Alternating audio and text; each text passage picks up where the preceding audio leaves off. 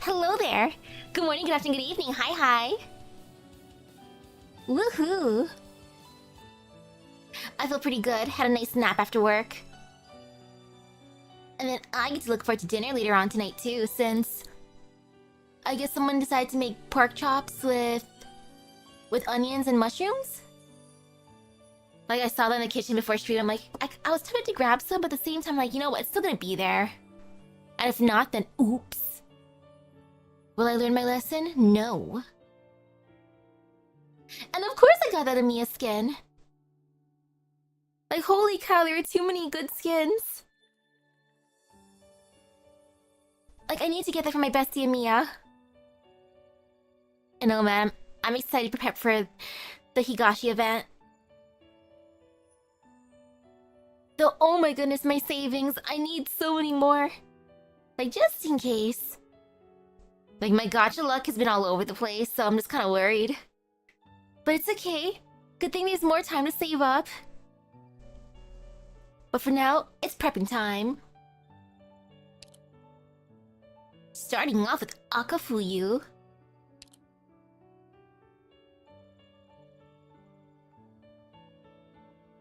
Oh, okay, let me see the short link.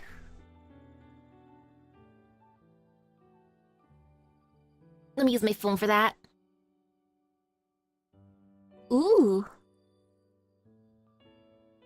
Click.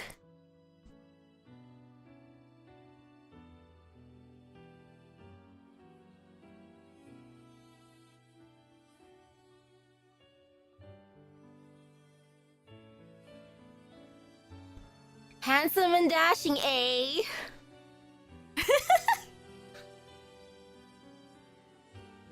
And showing up in so much art together, huh?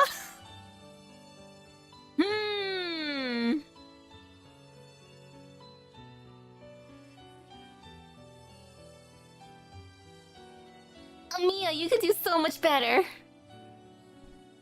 Like, no offense to him. But nah, Amiya, you could do so much better.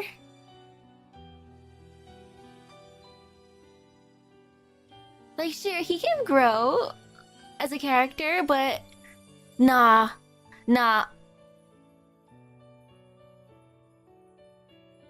Ooh. Bang Dream of a Musica. Oh, that sounds exciting. Though that is such a funny coincidence for Mia.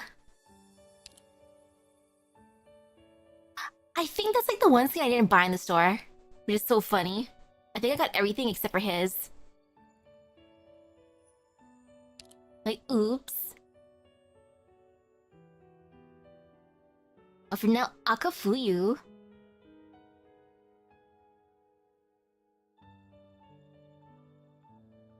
You have to see it to believe it.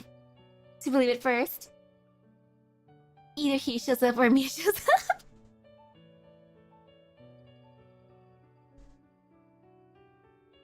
But now for basic info. Codename Akafuyu. Gender female. Combat experience 8 years. Place of birth Higashi. Date of birth March 27. Race Agar. Height 176 centimeters. Infection status. Medical tests have confirmed that no infection is present. Physical exam. Physical strength excellent. Mobility excellent. Physical resilience standard. Tactical acumen standard. Combat skill excellent. Originium art simulation normal. Profile. Akafuyu, a swordsman from Higashi, is a successor of the Nobukage Ryu, Lai Suemonogiri Kempo. Aside from her mastery of traditional swordsmanship, she also possesses excellent modern combat and tactical abilities. Given how distinctly extraordinary she is as an individual, it will take some time for her to familiarize herself with Rhodes Island's combat style. Clinical analysis. Imaging tests reveal clear normal outlines of internal organs, and no abnormal shadows have been detected. Originium granules have not been detected in the circulatory system, and there is no sign of infection. At this time, this operator is believed to be uninfected. Cell originium simulation, 0%. Operator Akafuyu shows no signs of originium infection. Blood originium crystal density, 0.13. Operator Akafuyu rarely comes into contact with Originium. The gal wakes up before daylight and starts training every day without exception. How could she not be in good shape? Arg, I want to arm wrestle with her. If I get to fight her, that's even better. Gabriel. Wow, Gabriel. Archive File 1. Regular physical exams show that Akafuyu's vision is much worse than average. I feel for her. Further tests and examinations confirm that this is not a result of neuropathy or other diseases, and current technologies are unable to correct her vision. Akafuyu denies her vision is impaired, and in actuality, her performance on the battlefield is exceptional. She has shown herself to be more perceptive than your average person. Clearly, her other, heightened senses and her combat skills make up for her decreased vision. So imagine if she had perfect vision. She'd be unstoppable. The benefits they provide in her daily life is evidently minimal, however. If you ever find her in the hallway running into a wall head-on, try not to point it out to her, unless she gets angry because of that. Archive File 2. Akafuyu tends to be somewhat old school with her living habits. She wakes up as soon as the sun rises before practicing her swordsmanship, eating her meals, and heading to bed at nightfall if there is nothing else to do. Or nothing else to tend to. I'll only play a little bit more of Enfield. Since the game's gonna come out anyways, like this month, so I'm like, you know, it's fine to wait a bit. But oh my goodness, I need Yvonne. She's my main goal for summoning. What is surprising is that she is not the kind of person who is completely removed from modern lifestyles.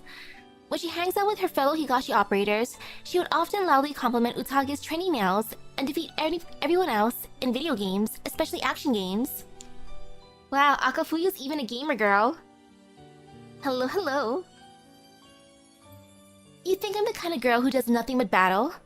Besides Elle and Grub, we too like to hang out and game after training. Action games improve our ability to react as a commander. Don't you know that? What? How do I play games when I can barely see? What's that supposed to mean? I can see fine. And haven't you heard the best action games are all rhythm games? It seems that, with the right amount of mass appeal, no barriers can stop popular culture works proliferating, no matter where. Oh, that's cute. I like that.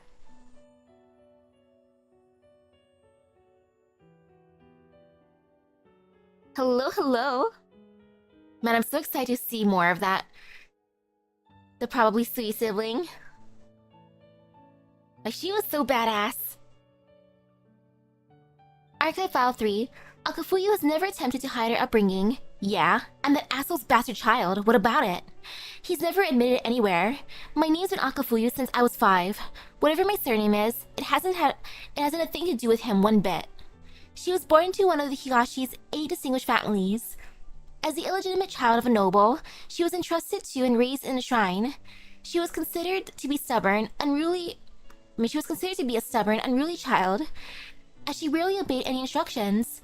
As such, she was often punished. When she was 5, she met with an elder from her family and was subsequently taken in by her. Under her care, she began to receive training in swordsmanship and military tactics, slowly becoming a formidable military leader. For all this time, she has never forgotten who her blood father was. But there was only ever one family member whom she trusted and one master whom she followed. Out of consideration that Akafuyu is unwilling to have anything more to do with her blood father, his surname will remain redacted in this record. I'm so curious who her shitty dad is. Like, sheesh.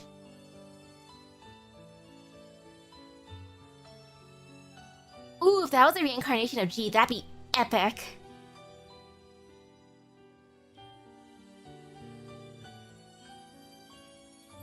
Archive File 4. Classified Log. Akafuyu is not just a swordsman. She is also a general of the military. When the Blood Peak campaign came to a conclusion, Higashi found itself in another civil conflict.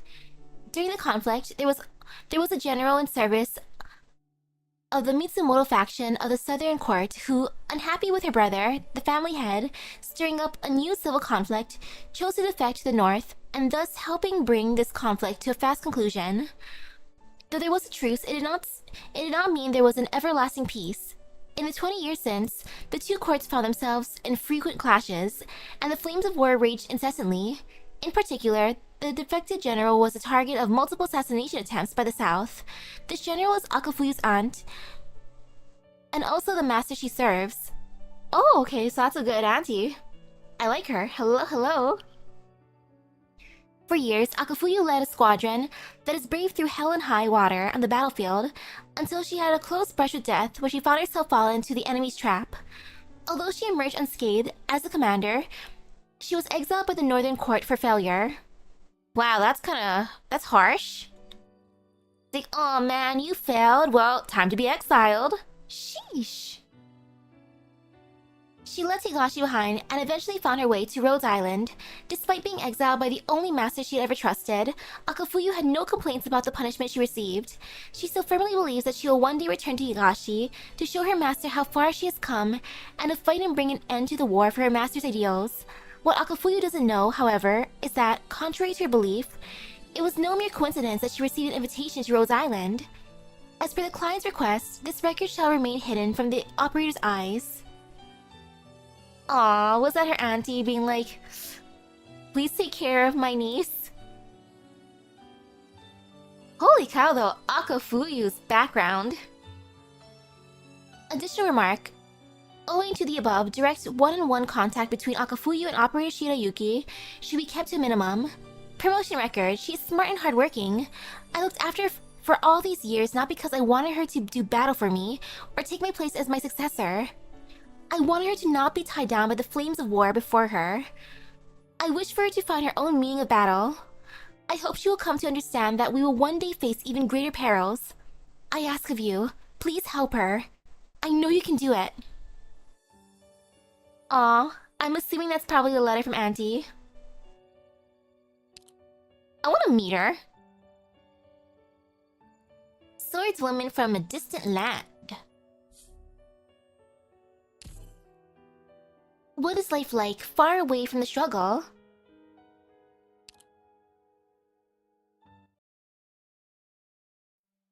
My lord, our defeat is imputable only to my inadequate command and inability to see through the enemy's treacherous plot. The responsibility is mine to bear. I know my transgressions are unforgivable, and no one should pity me even if I am to atone for them with my life. But I ask for one final chance to repay you. I swear I can. Can what?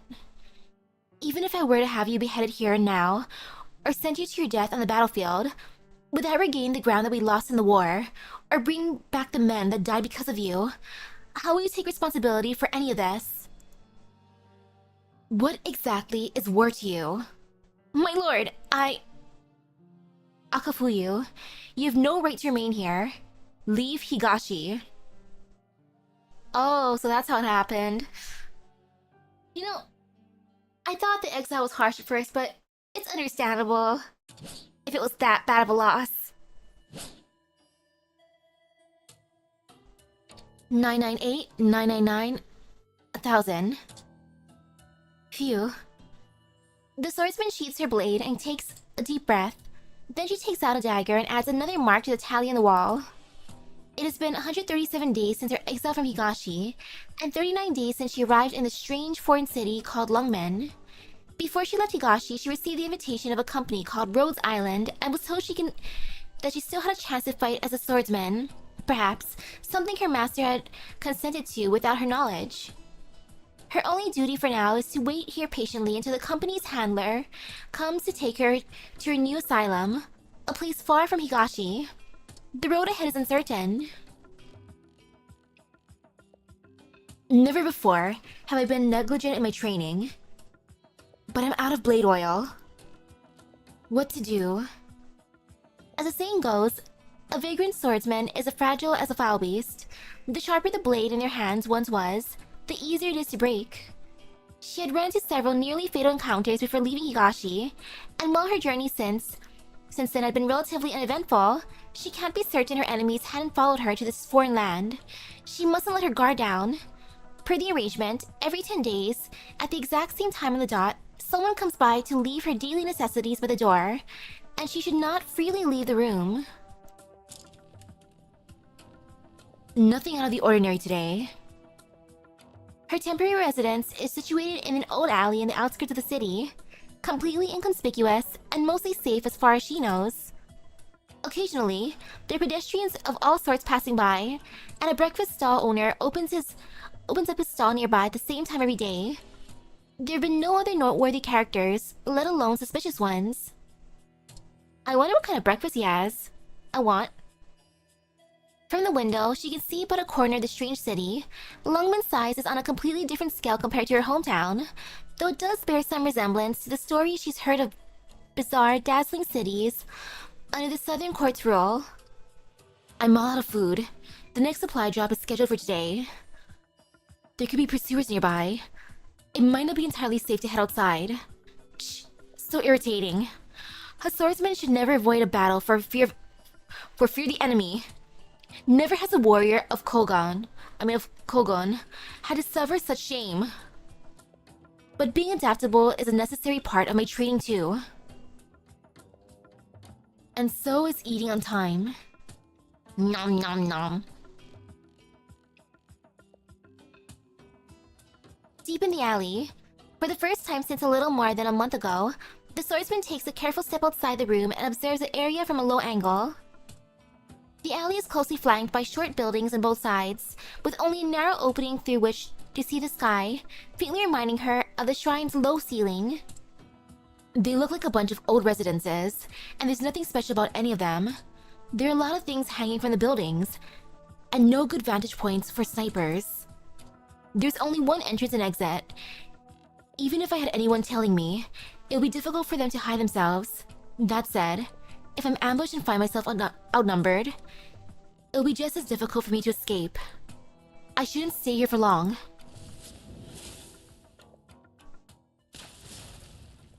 Captain, watch for the turrets! It's a trap. We've been had. There's too many of them, and keeping up the fight won't get us anywhere. Get a hold of yourself. We'll fight our way out of here.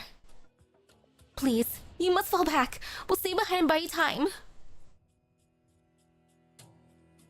She opens her eyes to find no one around her. The sun shines down upon her. It's no different from the sun on a snowy day. What is different is that the oily smell wafting into her nostrils from a shop facing the street. Passerby diner. Noban, how come you're stir-frying vegetables this early in the day? Breakfast stall owner. Well, I guess I get to find out about the food. I thought I'd change things up a little. Youngsters these days wake up pretty late, to the point that they have breakfast and lunch in one meal. Might as well follow the trends, don't you think? Me. Calm down. I mustn't lose my composure because of my past mistakes. Calm down. Lass, you haven't had anything to eat, have you? Want something? It doesn't matter how much of a rush you're in. You still gotta eat.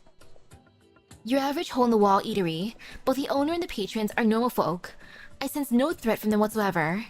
Perhaps I can save my hunger here. What do you serve? Daoziong, Jiao Za Guai, Bao, Kao Min, you name it. I got it. All of our customers say we have the best Jiang Fun in town. You wanna give it a try? I want everything. I want to try everything. These anise manju have some kind of filling inside. And who knows where they got these strange sauces. The aroma's enough to make one's mind waver. No, this doesn't sound safe. I should look for something safer to eat. What? Come on! What was with that girl just now? Maybe she's not carrying any cash? She's an unfamiliar face. Might not live nearby. She looked pretty malnourished too. Must have been some time since she had a proper meal. If she really was that tight of money, I could have treated her to something.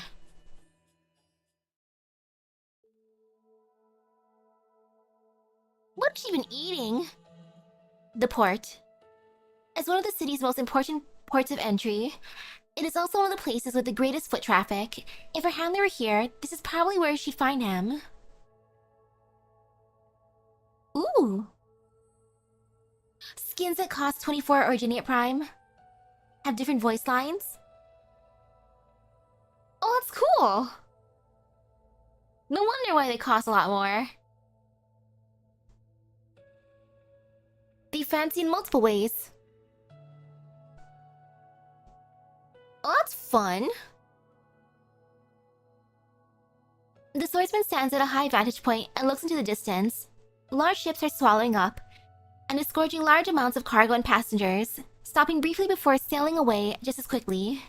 Perhaps one of these ships could also take her straight to Higashi. No. It is far too soon for me to return. I've been exiled as a defeated general, and have accomplished nothing since. Even if I do return home, I have no right to face Master. Ma'am, sorry, but you're stepping on my boxes. Oh, sorry. Want to buy some fins? I have all kinds, caught fresh just today. I can cut them for you, or make them into sashimi if you like. Sashimi, a familiar dish. No extraneous preparations and no unnecessary seasonings, a safe dish. Yes, I'll buy a fin. Make it sashimi. You got it. 1 serving of sashimi, coming right up. I want... A hawker has such fine skills. It's an ordinary boning knife, but he wields it with such accuracy and finesse. The strength he puts into his arm and the angle at which he's slicing into the meat both align with the principles of swordsmanship. Such amazing knife skills. What's your name? Who taught your knife techniques? What is the name of the school? Does the blade itself have a history? Ma'am, are you asking me? The name's Jay. I'm a seafood hawker, and my uncle taught me how to use a knife. This one's used for cutting fins, and it's never sliced anything else. As for the technique, I mean, it takes all kinds of different knives and techniques to process shell shrimps and fins. So it's a school that practices its techniques behind closed doors. How formidable. I once met a swordsman who trained for 10 years only by cutting straw mats at the shrine. It doesn't matter how ordinary technique is. Once mastered, the force that can be unleashed is no less potent than any other. You possess such fine skills, yet find yourself working as a fin hawker. You must also be a swordsman, yet to find success. It seems misery loves company. Let me ask you, what are your ambitions? Who will you serve with your prowess? I'm not a very ambitious fella. In the short term, I want to drive up business, make more money, and get a bigger storefront as soon as possible. Why would you say that? Don't you feel your knife skills are going to waste when you use them only to cut these small fry? Small fry? Does she think this fin is too small? I have bigger fins too, of course. They're sold by weight. I'm not trying to shortchange you or anything. I'm just worried that it'd be too much for you to eat. Not only are his words riddled with hidden meanings, he is questioning me through my appetite. They're on completely different wavelengths. Oh my goodness, this conversation. Girl. Sheesh. Ooh, congratulations for 120. And I know, right? So much EXP, so much QP. Surely, you jest? My skills and techniques are as immense as my appetite. A single fin is hardly enough to satiate my hunger. Bring me the largest fin you have. Okay. Nom nom nom. Here to pick up an order. 1 grass fin, 3 con of shell shrimp. Yup, all ready to go, here. Oh, it's her. Who's there? With light footsteps at a brisk pace, a familiar silhouette passes by in the crowd. Like a fin that suddenly leapt out from the water before submerging itself in the river just as quickly, leaving not a trace. That outfit. A ninja from the Southern Court? What are they doing here? Stop right there! She just wants some meat?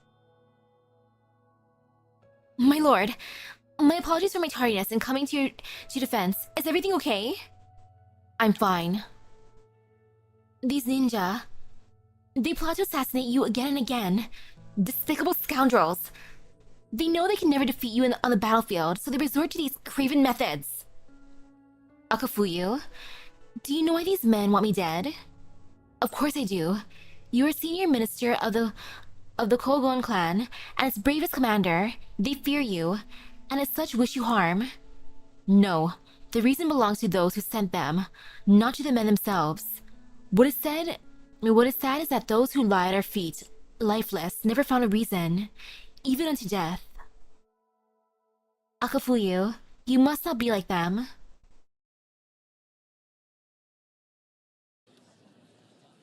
A long street. After a lengthy chase, it is already nighttime. The streets are lined with bright lights, and there is a sea of colorfully illuminated signs and tall buildings. She can hear cheers and laughter from the passerby all around her. Is it perhaps a holiday here in this strange foreign land?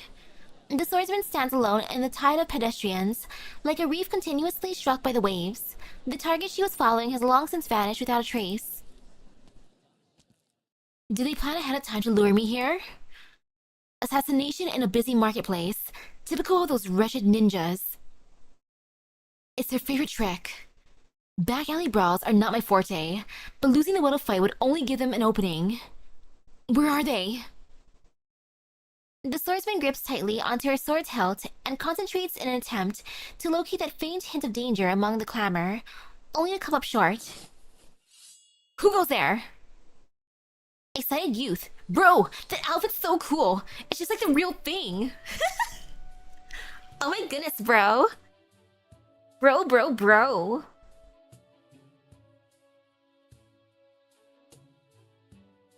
You wanted Yui for Yori. Ushi goes and surprised you in 20 pulls, and you got 2 Yui in those pulls. Nice. Akafuyu turns around to find a young man fondling her shoulder guards with twinkling excited eyes. The swordsman is about to snap, but the innocent look on his face seems strange and foreign. How could a commoner be so unafraid to approach a fully armored bushi? Are you not afraid of me? Afraid? Why? Isn't today the day that Namboku Funden pre-orders are open? How did you get that outfit's design already? Oh, I get it. You're an official cosplayer, aren't you? That armor. You're a swordsman from the Kogon clan, from the Northern Court, right? I heard the Northern swordsmen have high base stats, and the Southern ninjas have more maneuverability. But I think the swordsman's gear is way cooler. What is this? What exactly are you talking about? Wait, ninja? You saw ninja? Yeah, look over there. Akafuyu looks in the direction the young man is pointing. The colorful lights are dizzying. With great effort, she manages to focus her gaze on a big screen in the video game store on the front of the road. The character in the game is equipped with a set of armor and a sword that both look almost exactly like hers, and is unleashing all sorts of moves she's incapable of to mow down exaggerated numbers of enemies. The enemies on the screen scream as their flesh and blood fly in all directions. Likewise, the audience on the other side of the screen are screaming with joy and excitement. She notices her reflection on the crystal clear display window, looking like an absurd outsider. Suddenly, the swordsman laughs. Huh. You're a lucky guy living here. I hope you'll never have to be scared of this. But remember, this isn't cool at all.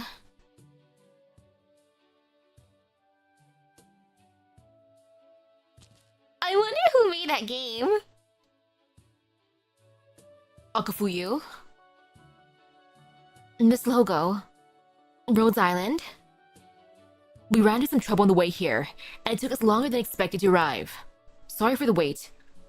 How has life been here? Ran into any problems? It's a strange place, but an interesting one nonetheless. Wait, are you from Ursus? Huh. I put on a disguise to avoid trouble. Did my accent give it away? Fine, yes, I'm from Ursus. They have contact with Higashi, and they hire Ursus. What sort of place is this Rhodes Island? A peaceful place. There, you'll find Ursus, Higashinis, Kashimergens, and Lithanians.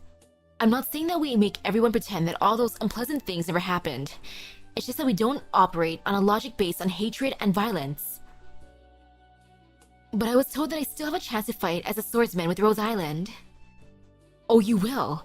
There are many excellent warriors like you aboard. We're a pharmaceutical company, but sometimes you need to fight to save lives. But most of the time, everyone spends their time doing normal things, eating, drinking tea, and figuring out ways to avoid situations where we have to fight. Humph. Interesting. I'll take a good look at this place myself. Heh. You seem a lot easier to get along with than I expected. Do you need time to pack your things before we get on our way? All I need is this blade. Let's go. And that's all she has, really, the blade. Master, I will keep learning. I will learn what it means to fight and discover where I should be pointing my blade.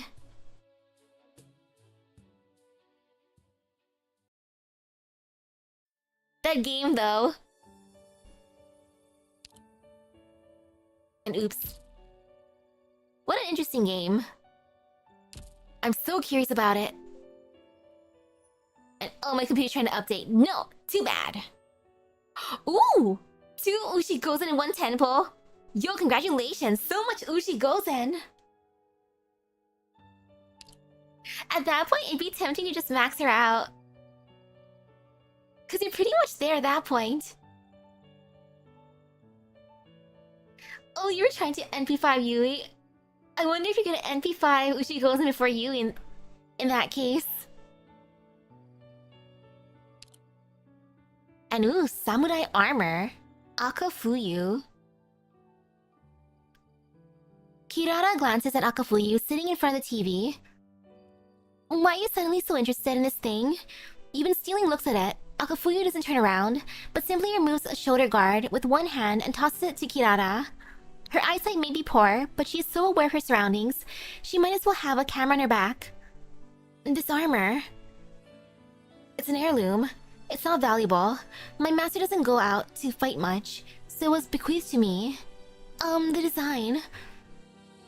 It's a very special shape to the armor. In the old days, each family had its own style. Kirara touches the shoulder guard and compares it to the armor in her game. Wow, okay, so Kirara's also a gamer, playing that one game. That's fun. She starts to think that developers must know of Akafuyu. Someone asked me almost the same question before. A little girl about your age. She would ask me under her breath, Captain, is your armor made of some high-tech material? Can it really withstand a grenade or a grenade blast? Huh. She might have thought I was some antique. So, can it? Don't be a fool. It's hard, sure, but it's just a piece of metal. You do better training hard and listening to your commander. She knew that, of course. Still, this armor has saved me plenty of times. Look. The pit that jumps out at you there. The crossbow bolt almost pierced clean through my arm. Oh? And she was there in the last battle, standing next to me. Damn near died. Kirara suddenly loses interest in the topic.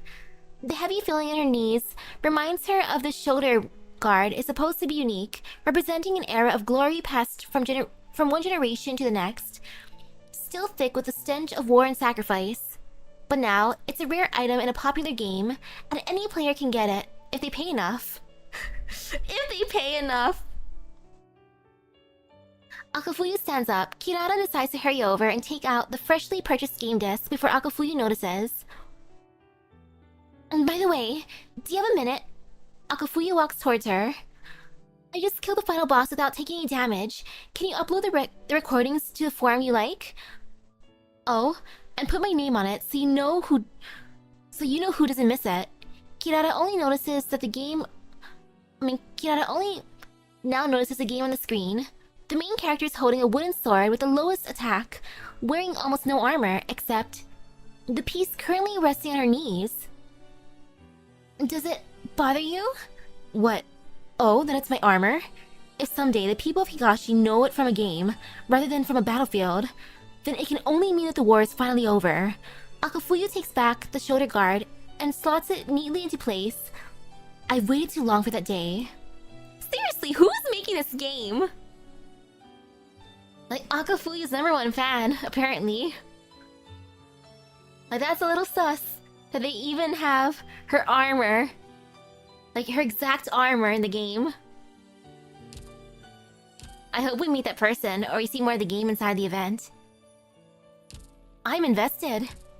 I wanna know. Like, that is fun. And now Kazemaru.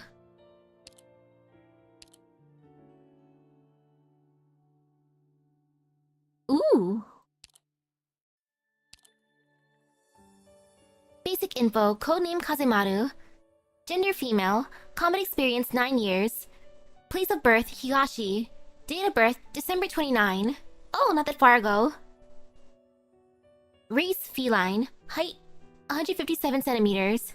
Infection status, medical tests have confirmed that no infection is present.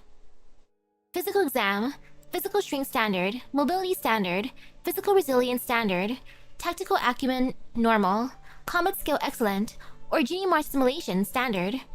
Profile, former Higashi shinobi, referred to Rhodes Island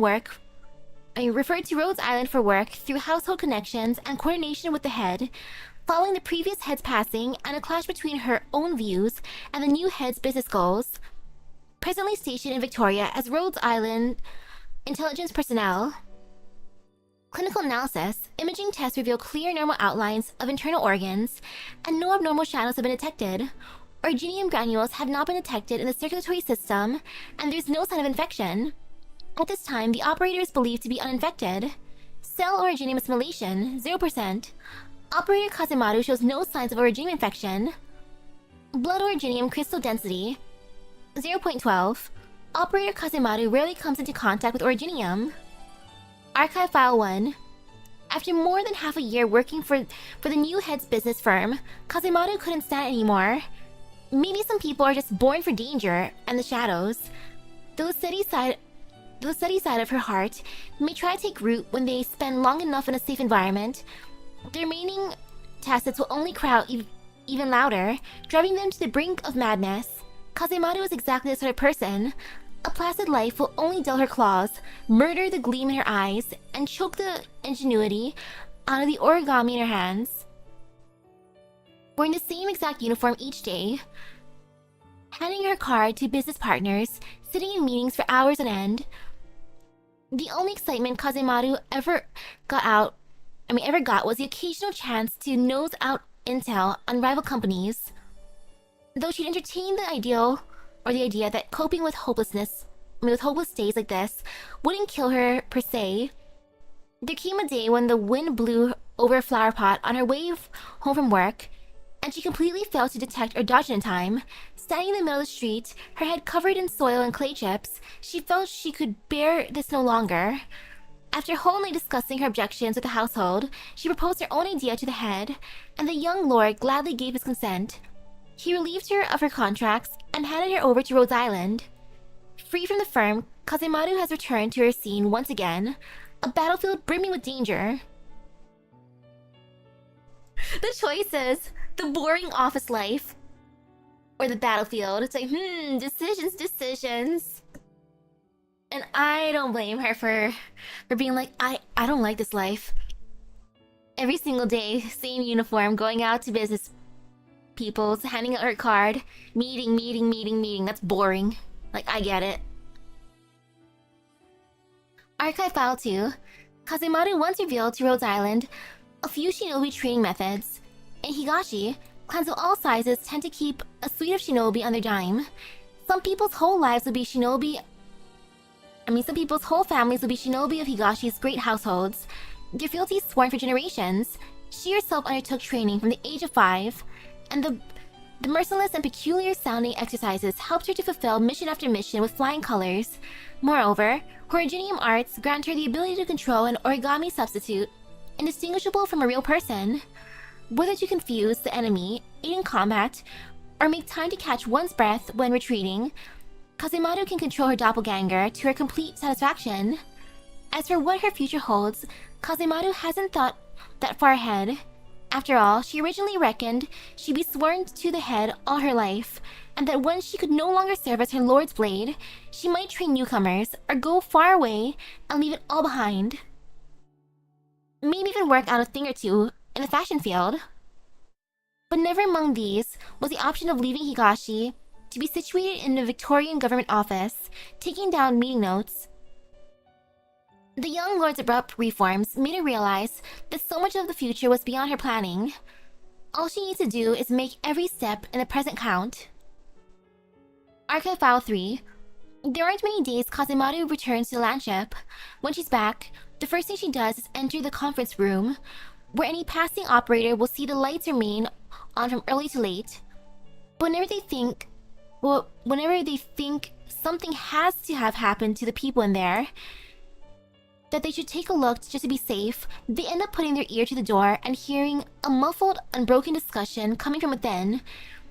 And these duly worried operators are forced to let go of their resolve to knock. Of course, not a word of the discussion can be clearly made out.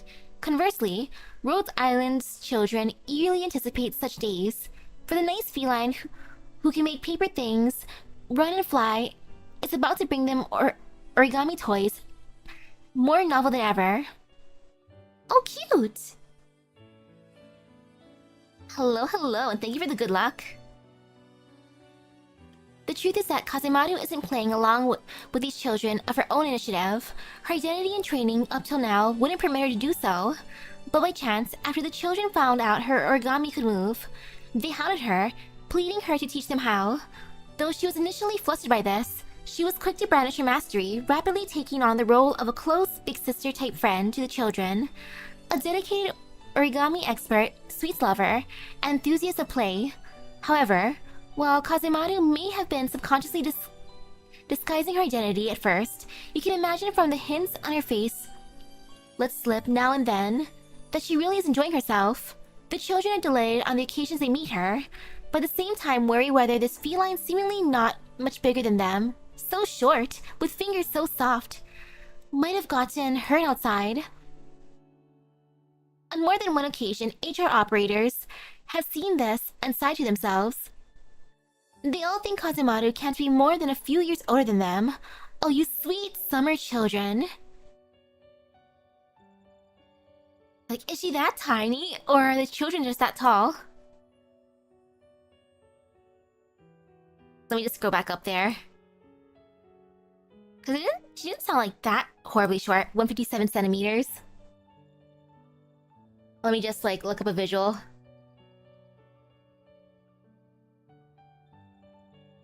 Let's see. Wait, she's taller than me without shoes. She's decently height.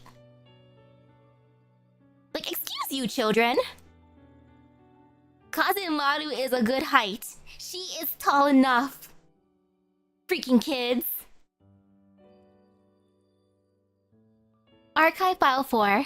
Kazemaru has been employed by Caledon's government for a while now. Under a new identity, she's assimilated perfectly with the city council, and has even smoothly set Rhodes Island up with passage permits and business certification for several duchies. She also makes use of her post to obtain each count's list of industrial property addresses with little effort, as well as detailed blueprints for all manner of buildings and thoroughfares, helping enormously advance every mission Rhodes Island has. Dang, she's so good at getting information. Ooh! 150 pulls, 7 Yui, 3 Ushigozen. Oh my goodness, and a Drake. A random Drake. That's still pretty good. I hope you're able to get all the craft essences too. I kinda wanna pull more to get the craft essences. I haven't gotten any of them yet. Then again, I only did like, what, 21 pulls?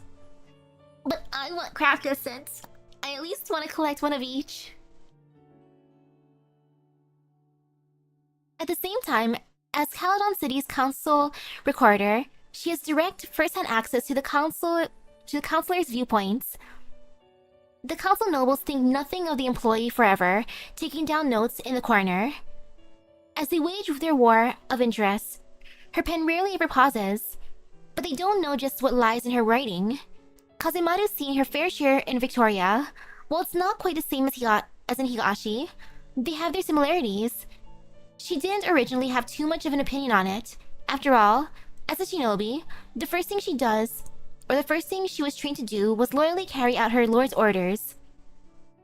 However, through completing missions for Rhodes Island, she's gotten to know several infected friends, and noble daughters constantly busy helping the infected.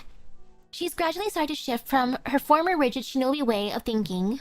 She's begun to change her goals, no longer desiring solely to fulfill assignments, but to regard the land with a new outlook, make sense of Rose Island's ideals, and help deal with the problems the infected come across, along with the other Rhodes Islanders. Nowadays, though the doctor has not requested fealty from her as per shinobi status, Kazemaru considers what she does here to be much more far-reaching than her time as a shinobi, and she's glad that she could take this path. She no longer considers herself just an agent of the family, but an agent of impetus, hoping she can do something with Rhodes Island to change the land, and she has long been willing to offer her loyalty to this work. People are scared of the infected, but they don't know that the corrupt, who duck behind the issue, out to achieve nothing but their own goals, are the ones they should fear the most. These are the words she spoke to the operator receiving her, following full handover of her tasks when she returned aboard one time to report her work. She's all but clear about what it is she needs to do now. Her motion record. You had all these shiny straps one time when you came back, swinging about on this little handbag, and this huge smile. That was the moment I went like, oh damn, you're pretty cute. The figures in your room are all really gorgeous, miss. I've had it really under control lately. I'm not gonna spark anywhere anymore. Don't get mad at me again, okay? I'll give you a new hairdo. How about that? Second issue of La Official Victoria came in. You weren't around at the stand that day, so I saved you a copy. No rush. You were wearing really pretty clothes the last time I saw you. I want to be pretty too. Can you teach me the next time you come back, please? Thank you. Do you think some blue highlights will look nice on me? What if I try some bigger curls? Can your paper person thing hold water? How long can it last away from you? Do I get to learn how you control it?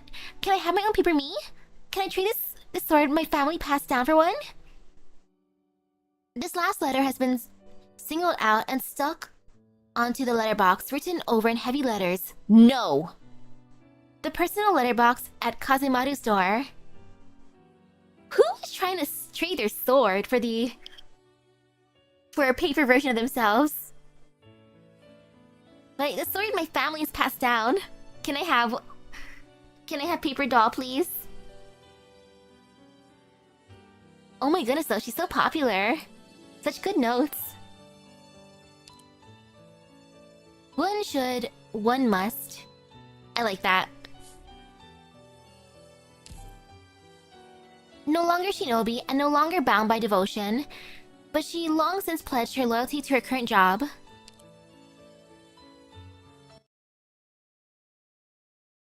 In the corner of every session is a figure with her head perpetually down, recording every word said by the city council. January 1st, 10:12 a.m. We propose waiving the right to education for the infected. We propose imposing no limit on the hours an infected can work to ensure that they can earn as much as their ability allows, supporting their own livelihood. We urge the infected to wear special infected clothing going forward. The silent recorder moves her sore wrists, turning to a new page in her notebook.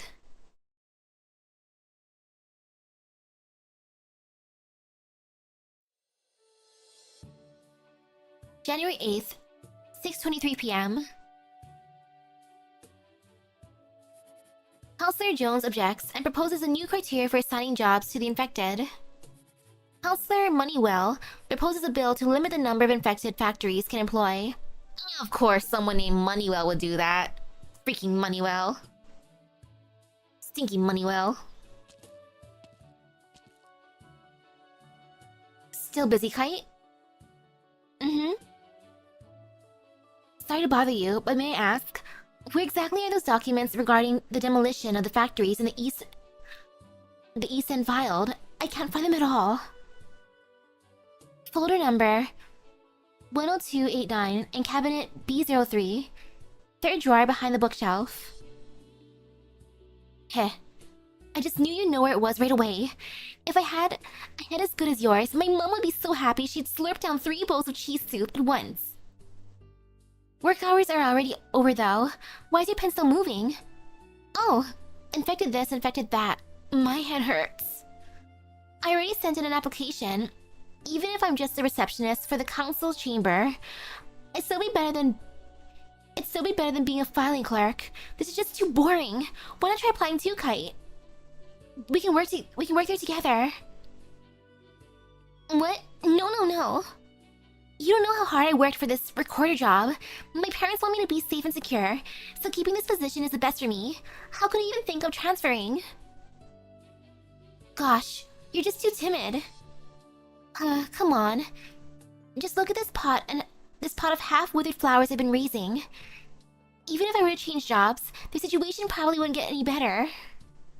My brain's good at rote memorization, so being a recorder suits me just fine.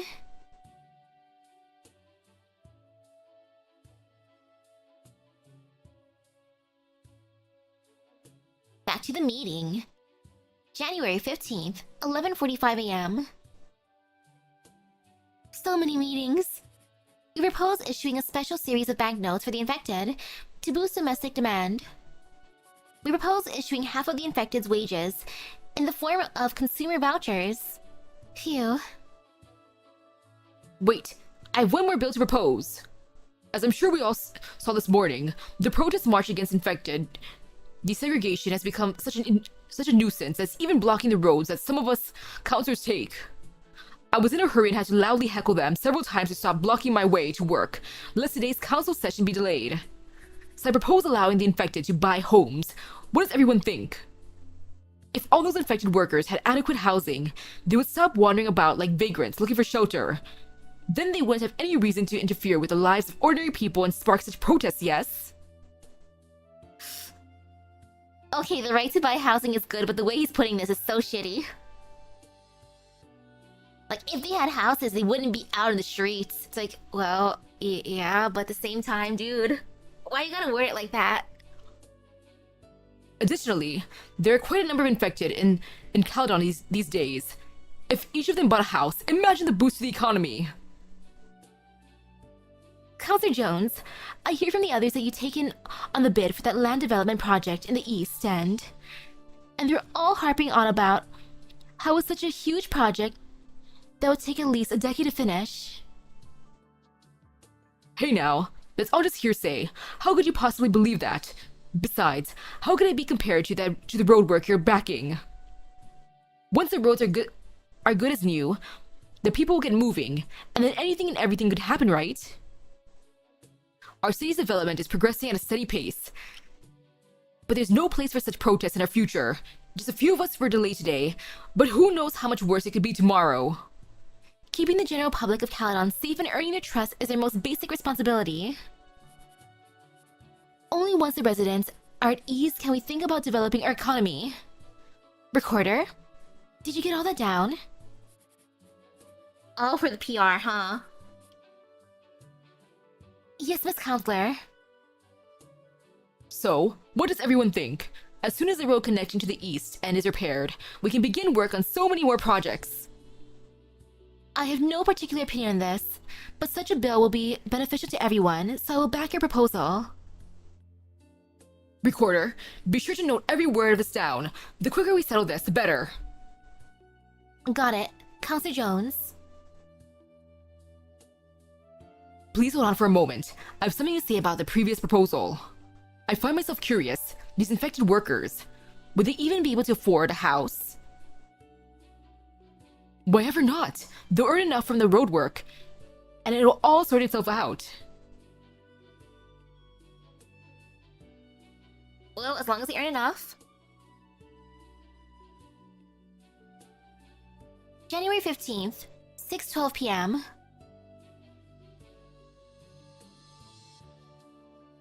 So, the good news is that the processing of both the business certificates and the access permits to the landship needs is going well. So you'll be able to get them all by next month. And the bad news is that in the 6 months since you last submitted a report, it's been long enough for them to finally make a little breakthrough on their proposed bills. Ugh! That many months of meeting and meeting and meeting and meeting and meeting and meeting. I can see why her wrist hurts. And this latest one is to let the infected buy houses. If I recall your last report correctly, you mentioned that there were a couple of bills proposed that were potentially beneficial for the infected. What happened to those? You can probably come up with an answer to that yourself, Captain. The counselors feel that even though this one is the least feasible, it can still be taken advantage of, whether it be by those holding vacant land, those with factories, or those repairing the roads. They all want a piece of the pie. Now that the bill has already been placed on the cutting board, all that's left is to divide the pie to everybody's satisfaction. The remaining proposals will be squished under the pie pan, and maybe trod upon a few more times for good measure. I know that much. Recently, we've been admitting more infected patients with acute symptoms. I'm not complaining, but things are getting harder for us, even with all the material support we're getting from the landship. And there will only be more such patients in the future. That said, the certificates and permits you're getting us will give us more options, so we might still have some tricks up our sleeve going forward. But, gah, do you know what kind of infected we've been admitting this month? Children! Our efforts will be for naught if they keep screwing around in their city council sessions like this. But we can't interfere, right? Yes, generally speaking. Captain, what do you think about Skyfire? Why bring her up all of a sudden? Oh, I think she comes from a good background and has a good heart, but her worldview is still a little small.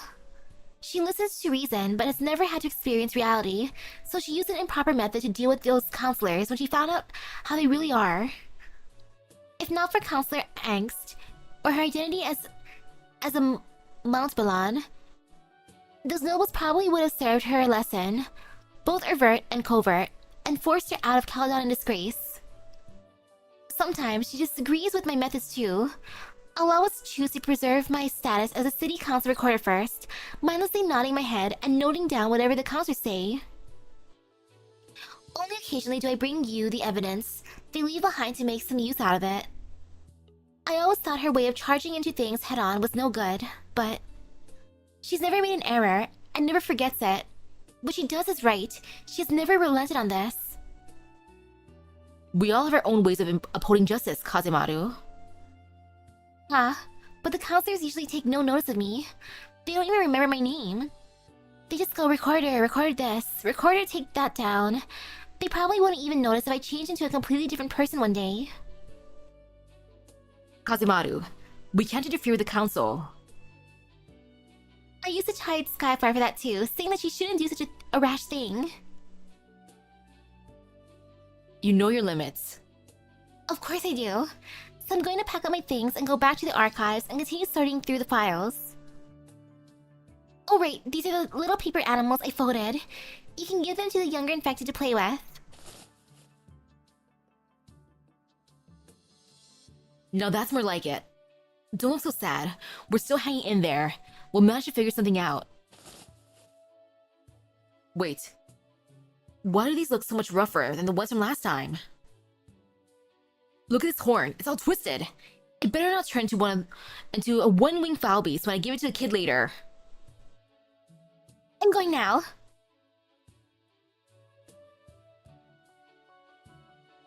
I want an origami that can transform. That sounds fun. January 17th, 7:19 a.m. Is he the bro that was with Outcast? Early day today, Kite. A new batch of documents arrived, so I'm sorting and filing them. Oh? I heard you got transferred to the front desk? Congrats! Hehe, it's my last day here, so I'll help you out. Let me tell you, I was passing by the council room yesterday, and I heard them argue about whether to raise the tax rate to limit the infected's quality of life. Even though that was a bit of a joke. Yeah.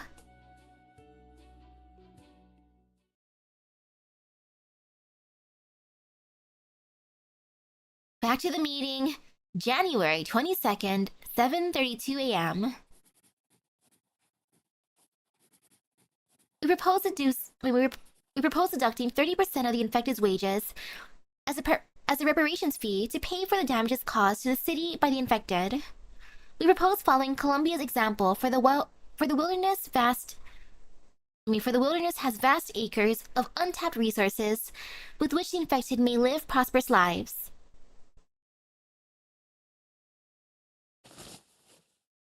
The recorder in the corner puts down her pen and, as if having gotten dust on them, wipes her hands vigorously with a handkerchief from her pocket before throwing it into the nearby trash can. Shh. What's wrong with you? Don't make so much noise all of a sudden. Don't recorders know such a basic rule? My apologies, Counselor Jones. I'll make sure to stay quiet.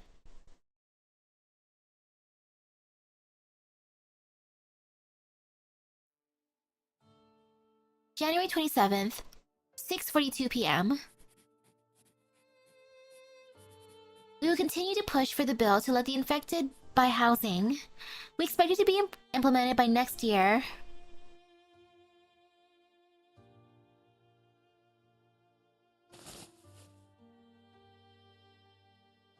The recorder organizes the documents, carefully filing them into their respective envelopes, and writes a date on the label before placing them into the filing cabinet.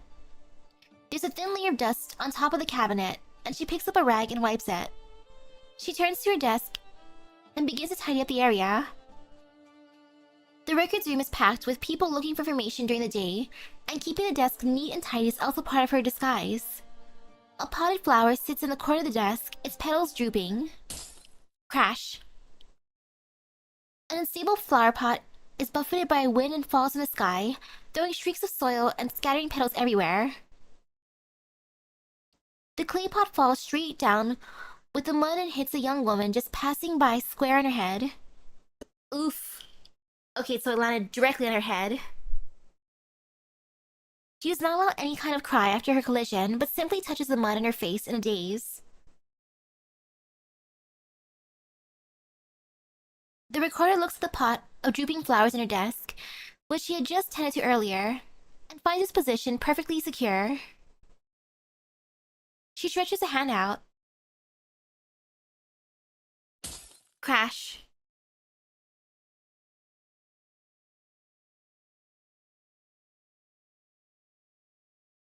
January 27th, 10:39 p.m. Oh my goodness, such a long work day. I don't blame that.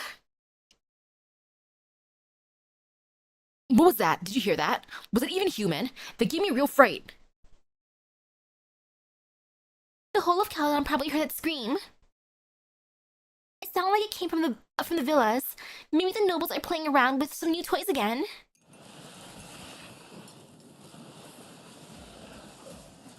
Phew. The ding-dong clanging sure sounded like someone waltzing around with the furniture strapped on their back. Haha, a waltz with furniture. How posh.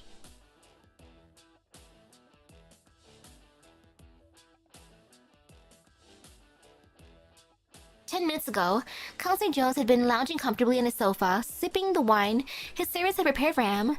Their backs blended into the light, but the shadows of his guards were reflected at his feet.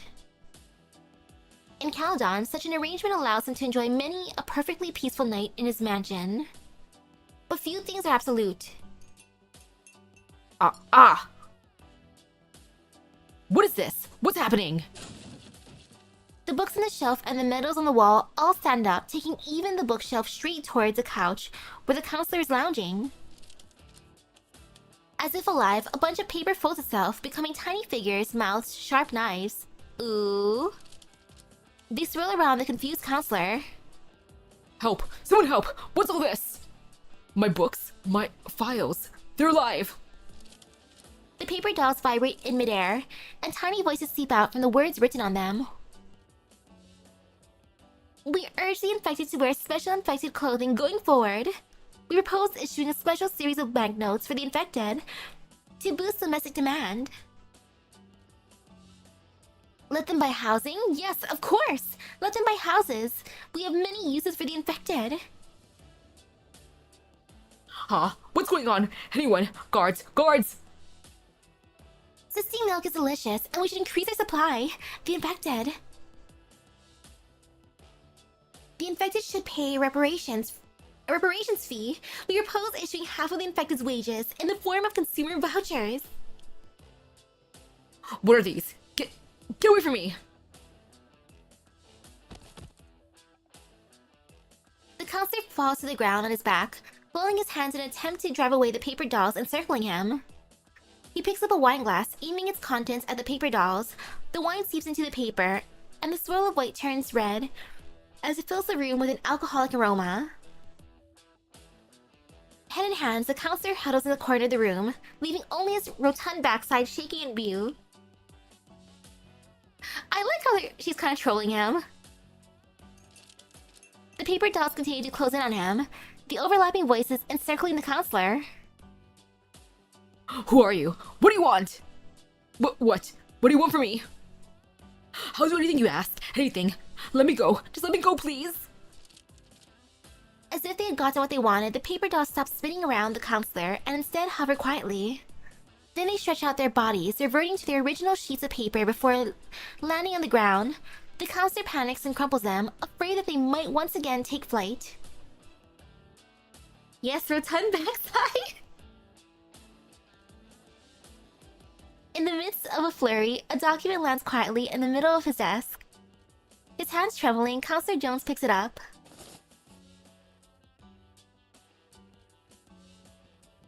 Report on the city's East End Development Project. After glancing at the open document for just a few seconds, the counselor crumples it into a ball with a twisted expression on his face. He's about to throw it into the trash, but hesitantly smooths it out instead, folds it, and carefully places it in his inner coat pocket. This. What is this doing here? Who found this? Didn't I already? Sir, did you call for me? Should I come in and help you clean up? You don't! What are you standing outside for? Right away! Wait, no need. Out! Get out! Get away from here now!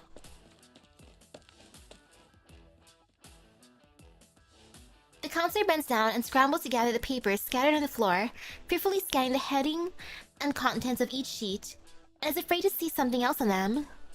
He looks around, wary of the entire room. He then pulls back the curtains with a flourish. Someone is definitely behind this, and he's going to find out who. Ah, if it isn't Counselor Jones, still at work at such a late hour, tidying up your papers? You? Extremely serious Counselor's voice, loudly. I expected no less of you, Counselor Jones.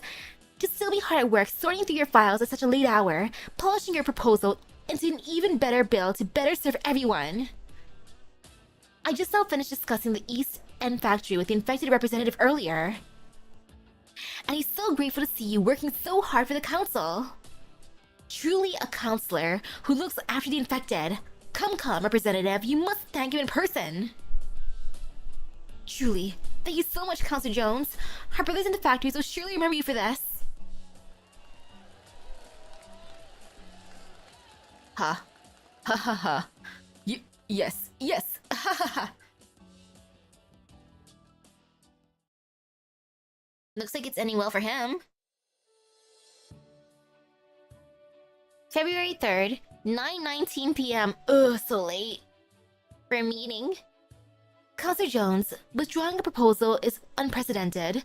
Do you realize what your actions are implying?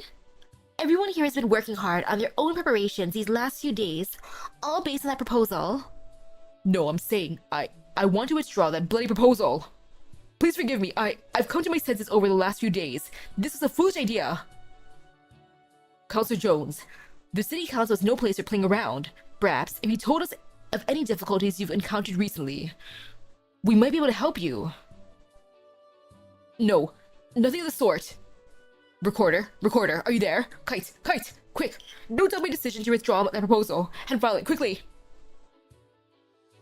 The recorder clicks her pencil, and as per her usual, writes down every word from the session in her minutes. Got it, Counselor Jones.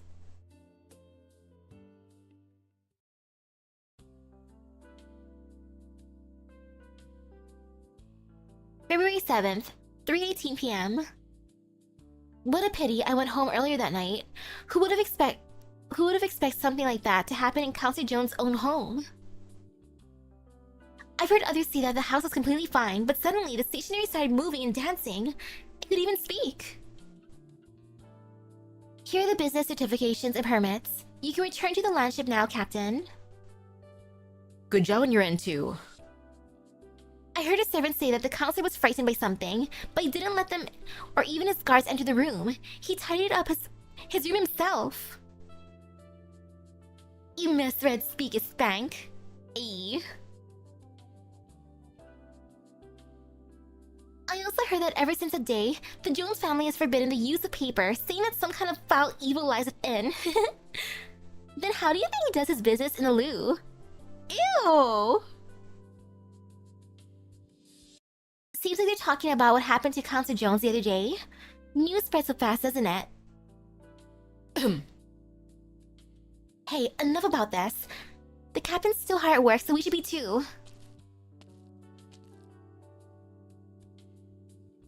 Kazemaru, did you...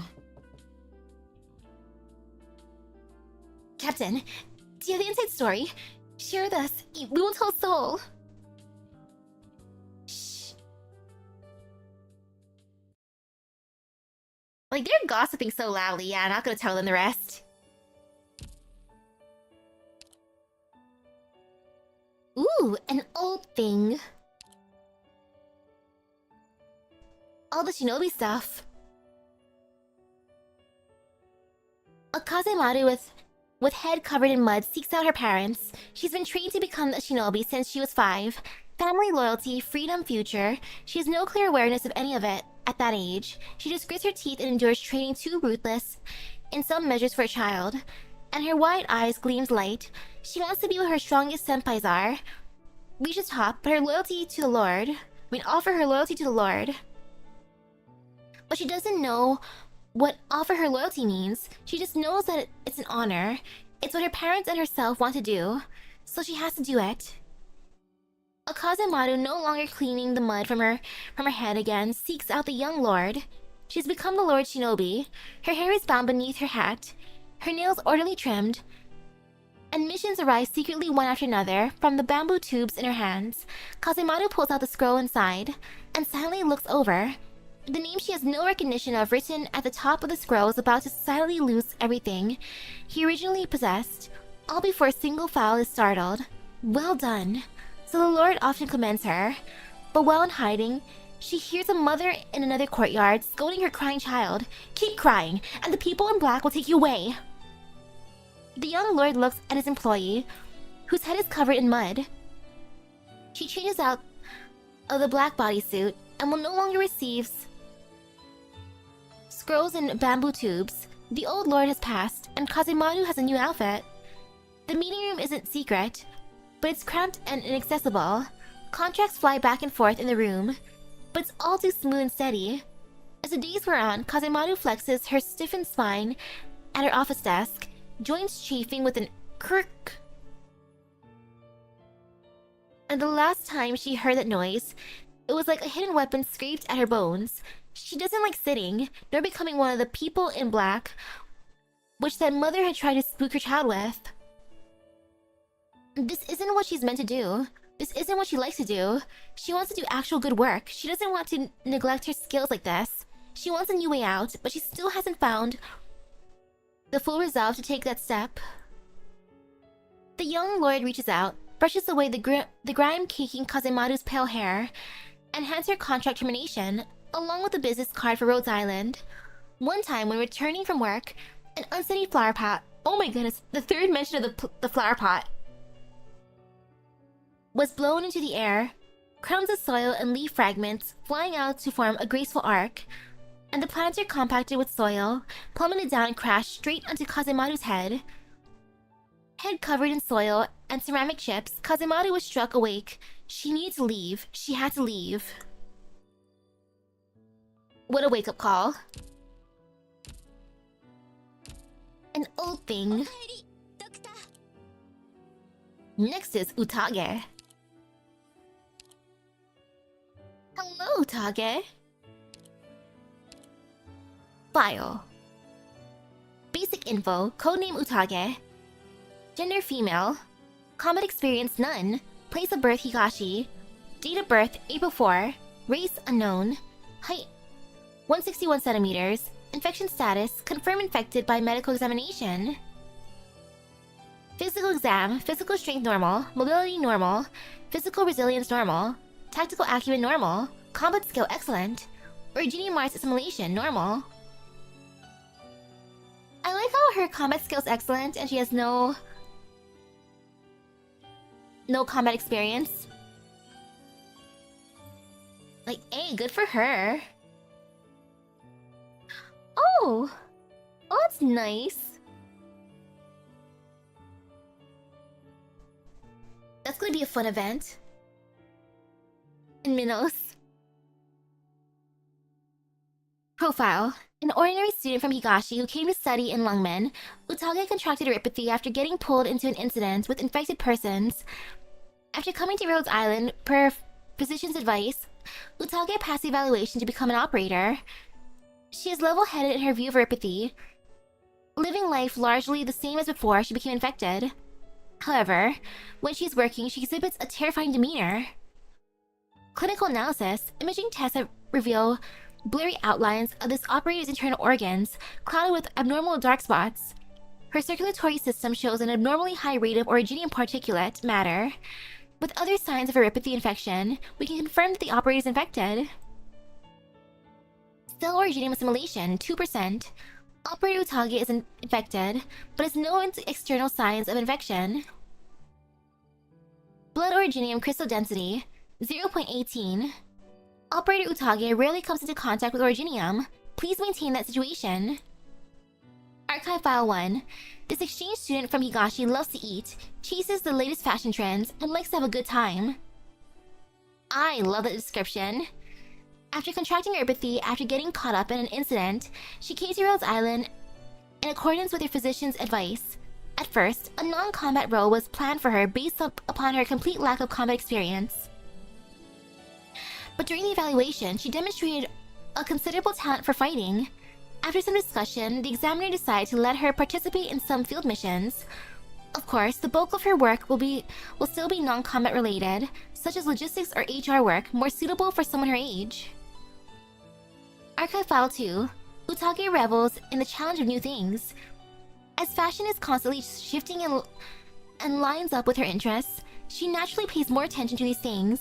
Over time, she has become a bit of an authority. What company is gearing up to release a new product, and how does its prospects on the market look? She always has her finger on the pulse of new information and is ready to share with any nearby operators who are interested. Thanks to her, the average fashionability of the operators here has improved greatly, but their wallets have been proportionally flattened. Archive File 3. I must note that Utage is very good at disguising and manipulating her mental state. As a result, conventional psychological monitoring methods are not reliable in her case. In addition to her strong psychological qualities, I also believe that her race has something to do with the phenomenon. The other operators from Higashi have no insights as to her race, and unless she decides to disclose this information herself, we might have to commit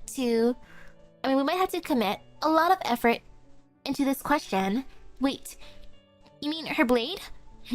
Perhaps there's a lot we can learn from her blade. This line of tracking may well be more successful than other alternatives. Understood. I'll get in touch with Vulcan. Once I have the information, I'll enter it into the database and make it available to you. Archive File 4. You're back? Did you get it done? I see. Still couldn't find anything, huh? Guess that's to be expected. Hey, stop hitting me. It's my bad, so stop already. I know you had good intentions and wanted the doctor to get to know each other, each operator better. However, everyone has their own secrets, right? For example, you wouldn't want everyone to find out right now that you're planning to propose to your girlfriend and have an engagement ring in the compartment of your desk. Oh? How'd I find out? Well, What's important is not to air out every nitty-gritty detail about an operator's life. but rather to determine whether or not they're trustworthy and assign them accordingly. That's already enough. Utage deserves a doctor's trust, as well as ours, but she may never decide to trust us with her secrets. As for the doctor, perhaps she will eventually open up, given the right time and place. I wonder which operator's getting married. Promotion record. Excerpts from an encrypted channel regarding Utage. If you want to know what's in with the chicks, then you've come to the right place. She's really good at creating a laid-back atmosphere. She always has her finger on the pulse. Whether something limited edition hits the market, she's on top of it right away. Being able to strike a business deal was super lucky. Did she just give me an evil eye? I can feel shivers going down my spine. I can't figure out what that kid is thinking. When she smiles like that, yes, those vibes. Now that's a bit interesting. That's just me faking it. I don't mind teaching if you want to learn. The game of chic. Utage is not too happy, but she's not gonna let you know that before this is over. Same, I wanna see Suzu Papa.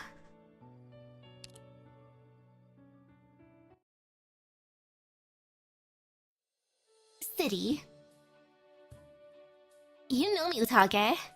Every week, I stop at Sunset Boulevard, have afternoon tea at the 7 Points Hotel, find places to take some nice photos, and always have Higashi cuisine for Saturday dinners. But now, I had to borrow money to buy the latest mango terminal, and I'm paying it in installments too. I'm broke, my dear. My wallet is as empty as my eyes. So that's why you started selling the stuff at Origin Strife? So what are those on the shelf? Minimalist shoulder bags. The style is trending, so they're all sold out on Sunset Boulevard. Did you used to call them pillowcases with shoulder straps? Oh, and what are those? Slides? Printed slides to be precise. They're all the rage with people your age, didn't you know? By the way, I designed those prints by combining the most popular patterns for the past 5 years. I have 3 designs to choose from, and I'm sure they'll be popular enough.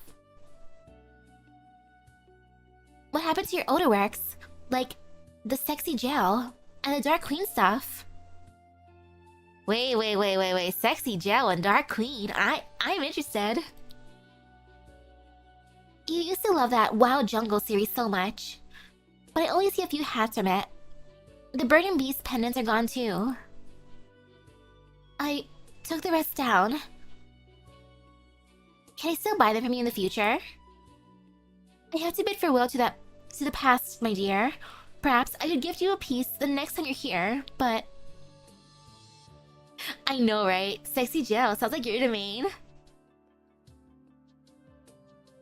I'll be real with you.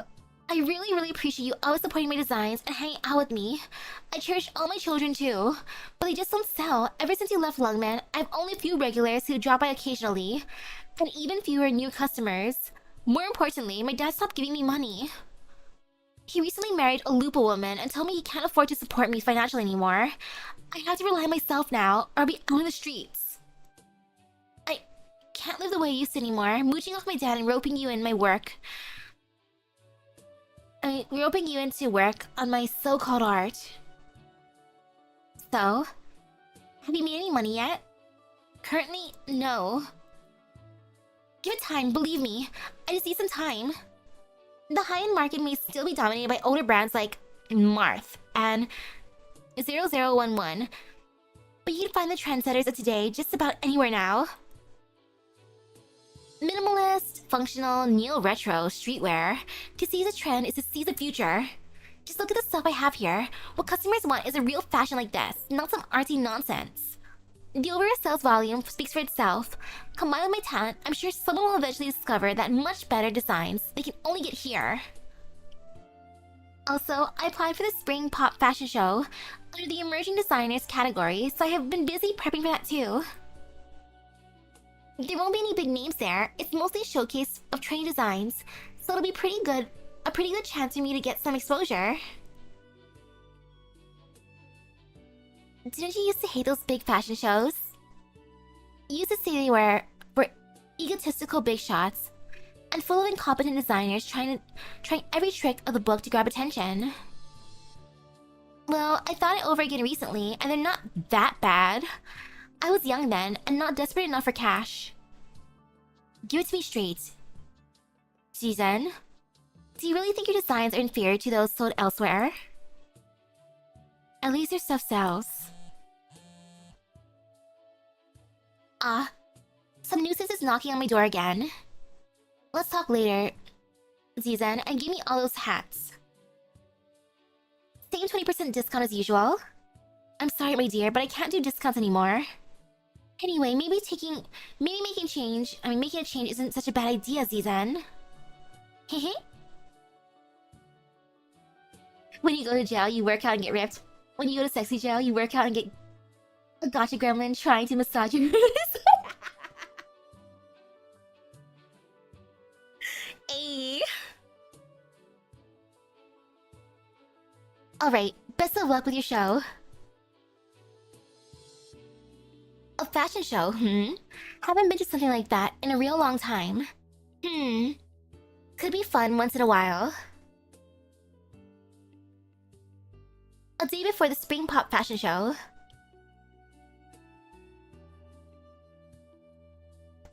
If my info was right, it should be here. Party security detail. Have a pleasant trip, ladies. Did you hear? Mr. Blanche would never have attended a show with so many amateurs if he weren't stuck in a design rut and looking for inspiration. I expect no less from the famous designer. Even the way he speaks and acts is extraordinary. Is he still on your mind? Tomorrow night is for socializing, so you can just have a few drinks with him then. What nonsense are you on about? Excuse me, miss. May I see your invitation? Invitation? Oh, I'm so sorry, but I was in a hurry and forgot to bring it with me. Apologies, but the pre-show cocktail party is invitation only, so I can't let you enter without one. Oh, so this is how you're gonna play it. Do you even know who I am? Fashionable-looking student. Surely, you've heard of Mr. Blanche? Blanche, that famous Lithuanian designer. Yeah, he's here at the party tonight, isn't he? I'll let you in on a secret. He's the organizer's special guest. I did see him earlier. Let me just say, famous artists like him are pretty eccentric and just love ordering people around. I'm his assistant while he's in Lungmen. I was just with him, but he forgot an extremely important design draft at his studio. So I went back to bring it over, but accidentally left my invitation behind. Is that so? But I don't remember seeing you before. Can you show me any proof? Well, you can come with me to look for Mr. Blanche. That's... But if we disturb him in the middle of an enjoyable conversation, well, I don't even know what will happen. Also, you said that you don't remember seeing me, but do you remember the two ladies who just left? Of course, one of them was wearing a red jacket and the other a dark purple cheongsam. You clearly forgot then. One of them was obviously wearing a bright purple cardigan from Mark's autumn collection, and the other custom red cheongsam from Epoque. Or Epoch. You're kidding. My memory has always been pretty good. Do you remember what color Mr. Blanche's suit is then? Of course, it should be a dark gray suit. You sure? Yes. No, wait, let me think. Was it black? No, that's not it. See? So no surprise that you don't remember me. I've been dallying here for so long, I hope Mr. Blanche doesn't get mad. Wait, Ark, why does the guy in the next shift just happen to be on break right now? Tell you what, you go in first and deliver your thing to Mr. Blanche. Then I'll come in ASAP to verify everything. Don't forget. Much appreciated.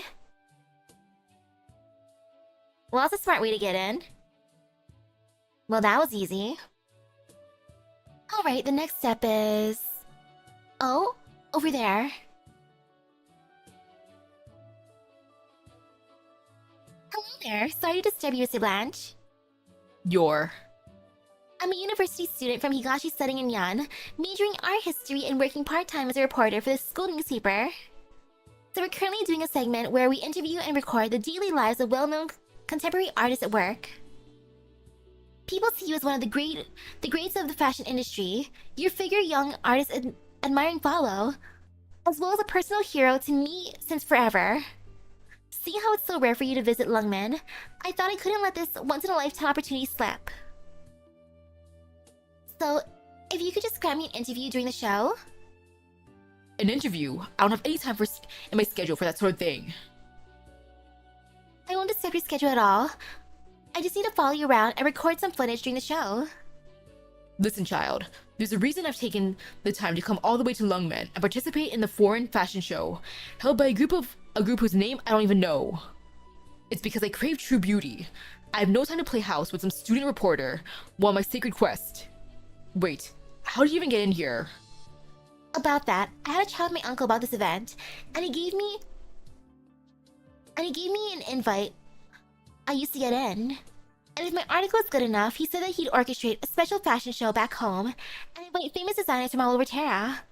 I'd be able to publish another article too. You're aware that our clothing back home is pretty unique, right? Of course I am. Higashi was it? Higashi. Well, if it's just an interview, let me see. If you promise not to interfere with my schedule, I do technically have a bit of time to spare. Really? Thank you so much. So when exactly tomorrow? I'll have my assistant send you my address later. I'll arrive here tomorrow at 9 o'clock sharp, and you will attend the show with me. But keep in mind that I loathe tardiness.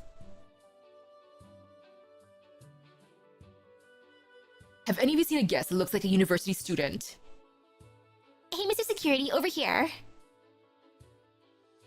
Were you talking with Mr. Blanche just now? You really his assistant? How could I possibly lie to you? Sorry for doubting you earlier. No biggie, fortunately. You let me in, and Mr. Blanche is quite satisfied. Right, and I want to ask you about a private matter.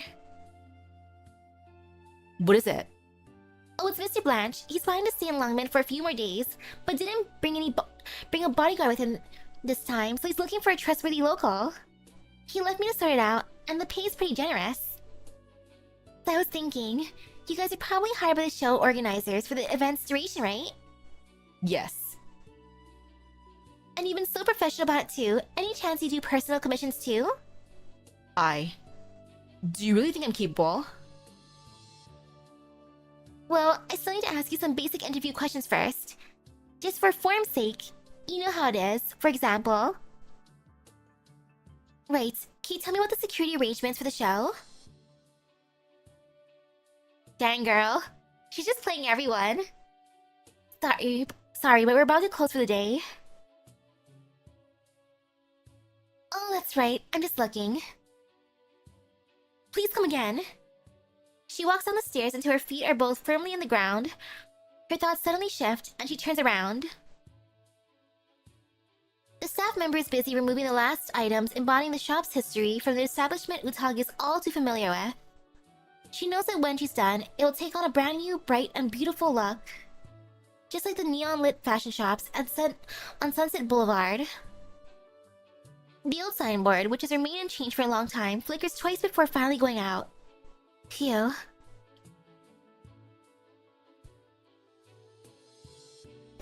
Ha. Barkeep, pour me another one. That's your third one already, young lady. Work's been so stressful. How else am I supposed to relax? The more you drink, the more you forget all the little annoyances. Didn't you change jobs a while back? You said the new place was pretty decent. Was a pretty decent designer brand shop. What was the name again? Origin Strife. Yeah, wasn't it featured in some fashion magazine too? Recommended by the famous art critic.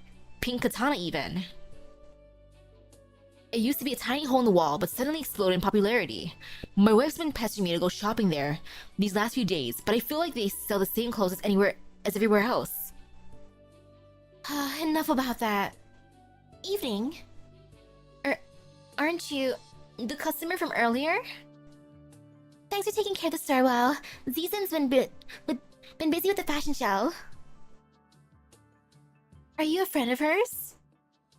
Well, I guess you could say that. Running the store is the easy part. I can deal with customers just fine. The hard part is managing the stock.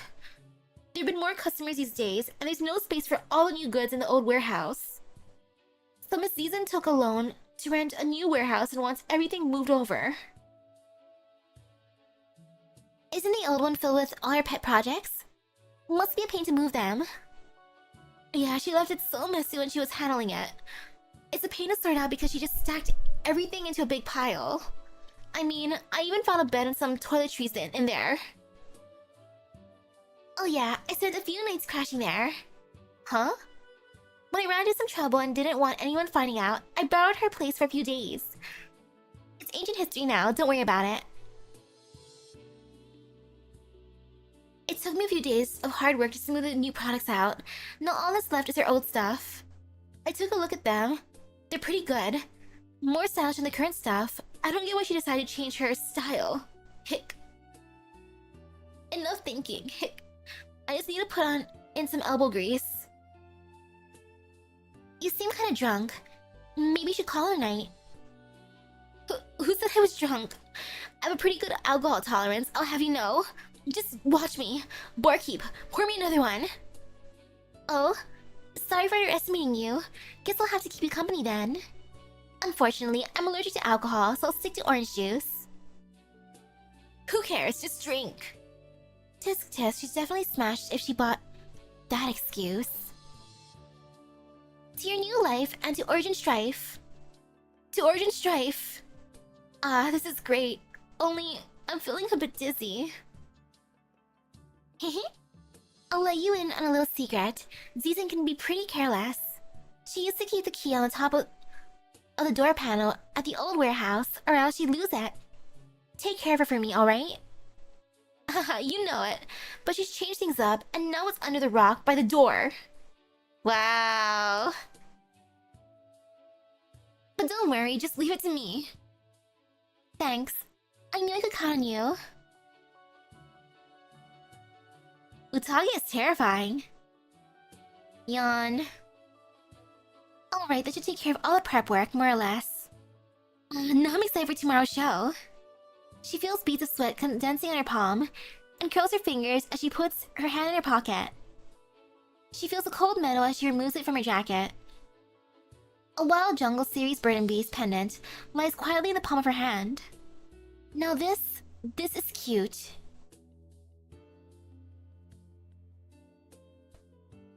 Do the Spring Pop Fashion Show.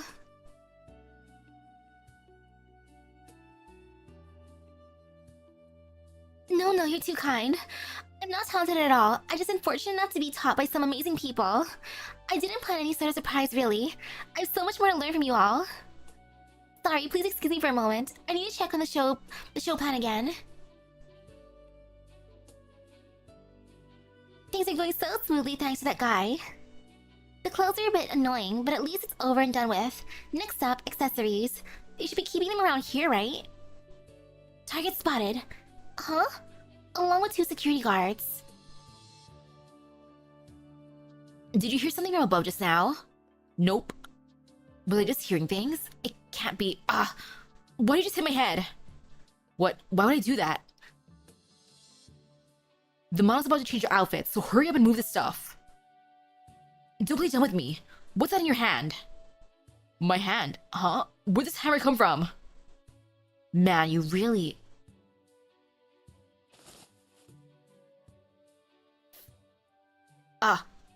Shh. How? What are you doing here? Oh, I get it. You must be here with Mr. Blanche to check things over before the show begins. Does he really think I'm suited for the job? Sheesh, stop worrying so much. I got it all settled, just do your best. Sure, I'll give it a try. Utage? What brings you here? Evening, Zizen. Oh, I know, you came to get the latest scoop? It's complicated. Anyway, gotta go. What's that in your hand? Oh, I'm holding your hand. Okay, that'd be smooth. Utage. Need something? Don't blame me. I know you're a big fan of my old work, and I'll definitely make it up to you later. But you have to understand why I'm doing this. This is what it means to be a designer. You like playful and pretty things, and your taste is impeccable, but you're still just a student. You don't understand the true value of what I'm doing. Heh, maybe it's you who doesn't understand. Fashion isn't always about coming up with the most appealing design. You don't get labeled fashionable just because a ton of people like it. But seeing how you think your work needs outside approval to become real fashion, we'll just have to give everyone a good look. Excuse me, but the show's about to begin, and we need to clear the backstage. So you two ladies could return to your seats. Okay, I won't spoil your fun anymore. Please enjoy your unique fashion show.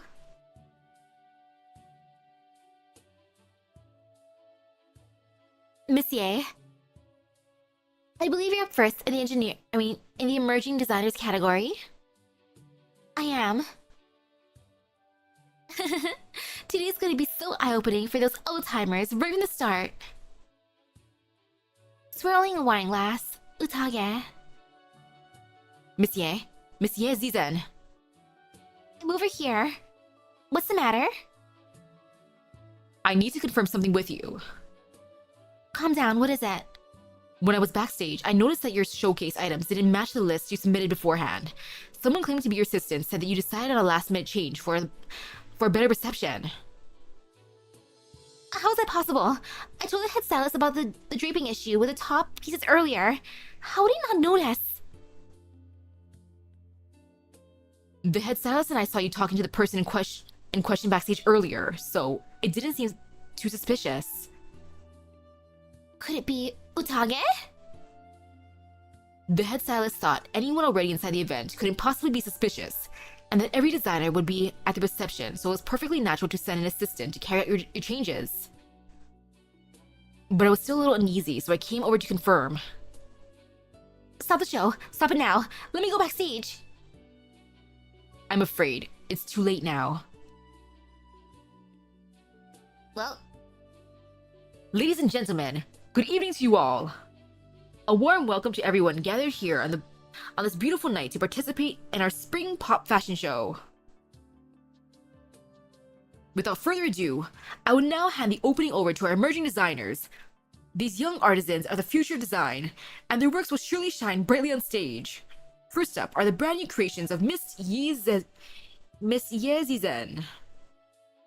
wait. Haha, it seems like Miss Ye here's a little shy, but truth be told, she has dedicated her all for the show. Why, just before I came on stage, her assistant even handed me a special introduction to read. Inspired by the primitive jungles of Sargon, the power of life lies within the rugged rawness of nature, incorporated into a unique urban aesthetic to create an original style.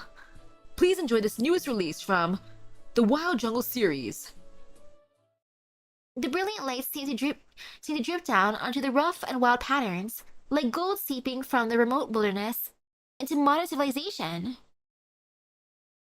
The models carry on with their rehearsed poses, the contrasting juxtaposition of their shockingly exaggerated accessories and their outfits exuding an intense glamour. Sir, please wait, this is a mistake. Stop the showcase. It's so over. Yeah, Monsieur. Is this really your work? No, it's not. I mean, yes, but it's an old collection I'd already abandoned. I didn't intend to showcase these. It's so exquisite, brimming with the vitality of nature. Primitivity and modernity, nature and civilization. Who knew they could harmonize so wonderfully in these designs? Oh, Mr. Blanche is into this. Utag is the type you'd want on your side. As your enemy, you're doomed. The purest form of beauty, like how a child would look at things. Something I've been painstakingly searching for. You've actually given it form. Miss Yezizen, you've done some outstanding work here. His voice is far from loud, but everyone present is sure they could clearly hear the famous designer's evaluation. Then, applause erupts from all over the venue, finally forming a sea of congratulations. Yezizen sits back in her chair, unable to utter a word amidst the clamor and cheers. Omerito.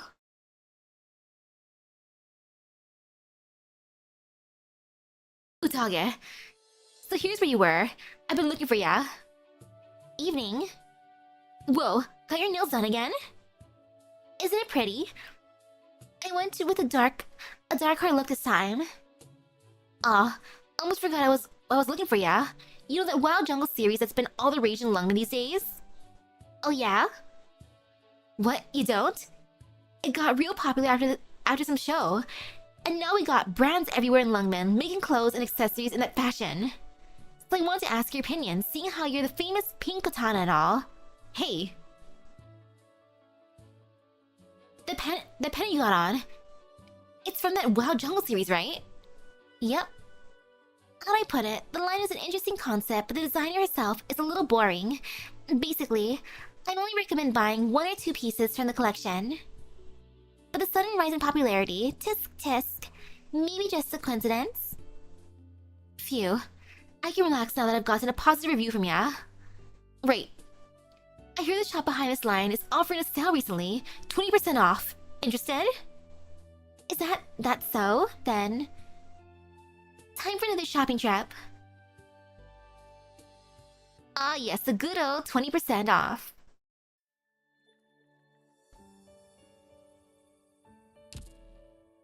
Utage is amazing. Flip phone.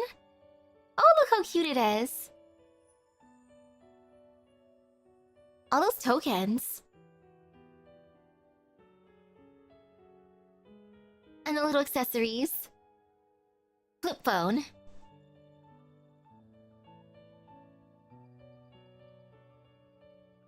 True, will their fashion ever be as iconic as turning the souls of dead historical figures into parka hoodies that grant superpowers?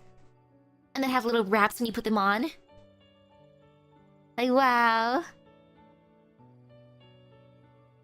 Let Utage cook. It's like, okay, you know, it's fine after reading the story about her. Yeah, just let her cook. Flip phone. Case Lily Nail Salon. Dear customers, our new location is now open. We've imported a state-of-the-art Colombian nail printer. Come give it a try. Make an appointment so you won't have to wait. Mwah! Bank alert, your bank card payment failed due to insufficient funds. Oof! Case Lily Nail Salon. Dear customer, your appointment on March 22nd was cancelled because we didn't receive your deposit. Please book with us again. Mwah! Along the report, this week's lunch venture takes us to a donburi restaurant located in the shopping district. The taste-to-price ratio is through the roof, so the place is always packed. Phew, look at that tender, juicy meat. Gulp it up and feel your troubles wash away. Yum. Oh, I gotta sneeze. One sneeze. And ah yes, what characters have died in this universe which make ghost icons of them? Oh man, I want donburi now. Our adventurers paint a picture of the restaurant's owner, one Mr. Matsumoto, as a young, successful, and overall admirable entrepreneur. When asked about his plans for the future, the shy young man blushed and told us he was ready to give up being single and hoped to enjoy a cafe date with his special someone. We wish him well. Hello, hello. What the heck?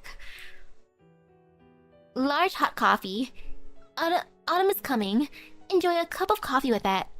Your drink voucher is about to expire. You want to come get your voucher set ASAP. Large hot coffee. Your autumn latte is done and your delivery is on the way to Case Lily Nail Salon. Eat your heart out. Wow, you'll never guess who I saw today at the donburi restaurant. The woman who owns a nail salon. It turns out she's been in every day lately. Wasn't she trying to lose weight? Flowers for love. The bouquet you ordered has been delivered to the donburi restaurant at 1455 Busy Street and received by the owner. At your service, delivering flowers for love. Beauty makeover. Guess who I saw today while getting my nails done? Matsumoto from the donburi restaurant. He even brought coffee for the boss. They must be an item. Wow. Do we know when Higashi comes? Probably after this event. The current rerun? I guess. Along the report, this week, we visit the Donburi restaurant in the shopping district again. The new menu incorporates all kinds of cuteness for the ladies. Check out the pink heart on the top. It's too adorable to eat. Case Lily Nail Salon. Dear customers, the owner of our salon recently got engaged. Oh my goodness, engaged! They're moving on so fast. In celebration, we have discounts on various styles, and you can enjoy even deeper discounts by booking in advance. Come give us a try, new friends and old. Mwah. Sheesh. Utage is the ultimate wing woman too. Yeah, never get on your bad side. Haru is an ally, never an enemy. Engage, please. I wonder if she'd even help with the wedding, like all the wedding stuff. She'd probably help out with the proposal. And now, last one for the night, Shirayuki.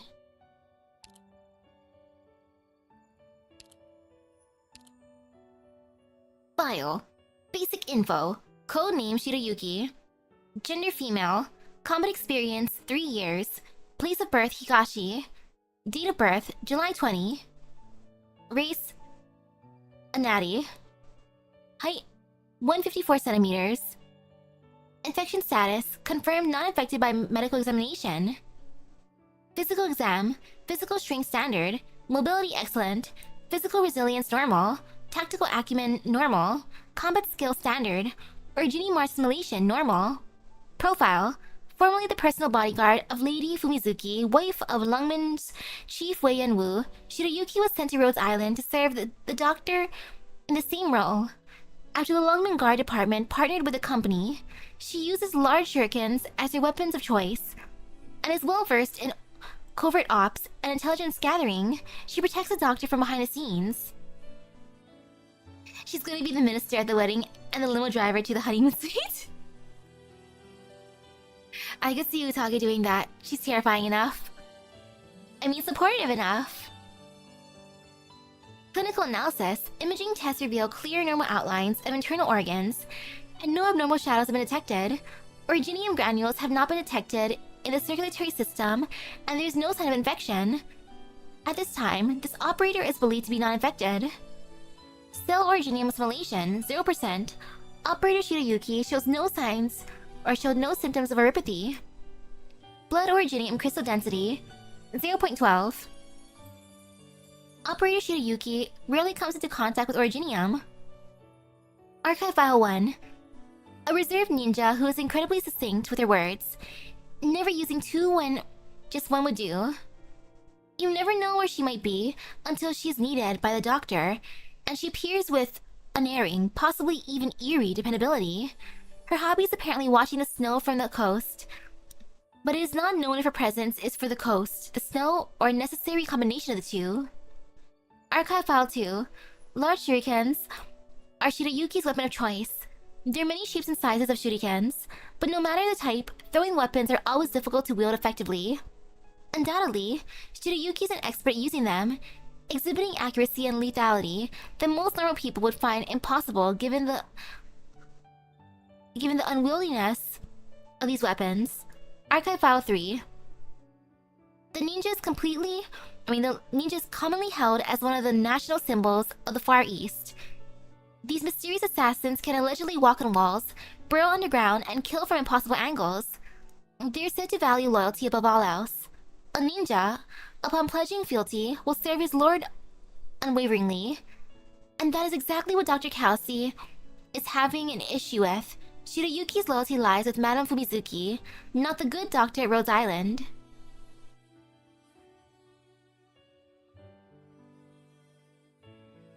Yeah. No combat experience, but her combat skills excellent. She's probably she's a prodigy. Archive File 4. Of course, the true purpose of Shirayuki's presence at Rhodes Island is not to protect the doctor. That much is certain. That was just a pretext for the Rhodes Island to accept her. Still, that does raise some questions. They can also break out of jail and summon a giant mecha for your car to pilot. Oh, that'd be epic. Even though it's ostensibly a partnership, Longman and Rhodes Island hold different views and objectives. Still, the governor sent off his wife's personal bodyguard to protect the doctor. Whether for surveillance or show of power, it was very blunt, even unnecessary. Supposedly, Madame Fumizuki doesn't involve herself in politics, but it's hard to imagine she has no ulterior motive with this move. So then, what are Shirayuki's orders after all? Promotion record. The princess said blind loyalty is nigh impossible to find. But here you are, and I like it. Shirayuki. Operator records. The way of shinobi. The princess once said, unwise is blind loyalty. Oh gosh, the princess once said. Now I'm just thinking of quotes from Kabuto's grandma. Like grandma once said.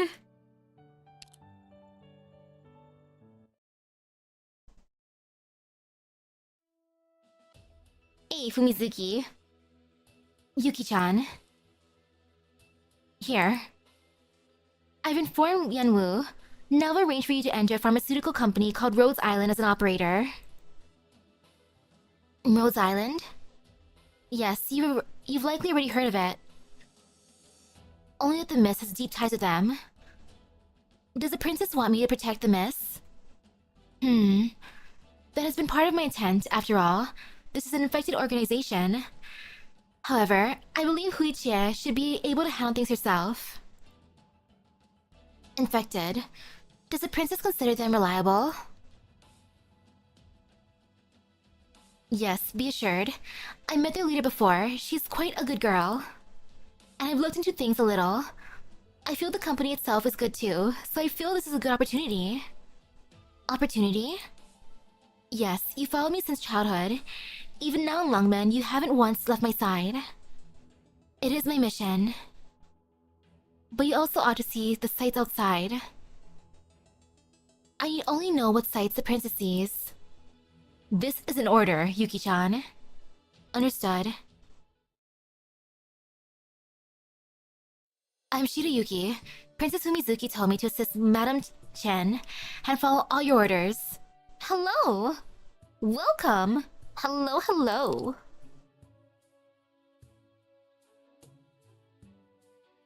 Several days observation, the doctor, a strange sort, directly heats instant food in mouth with kettle. Genius.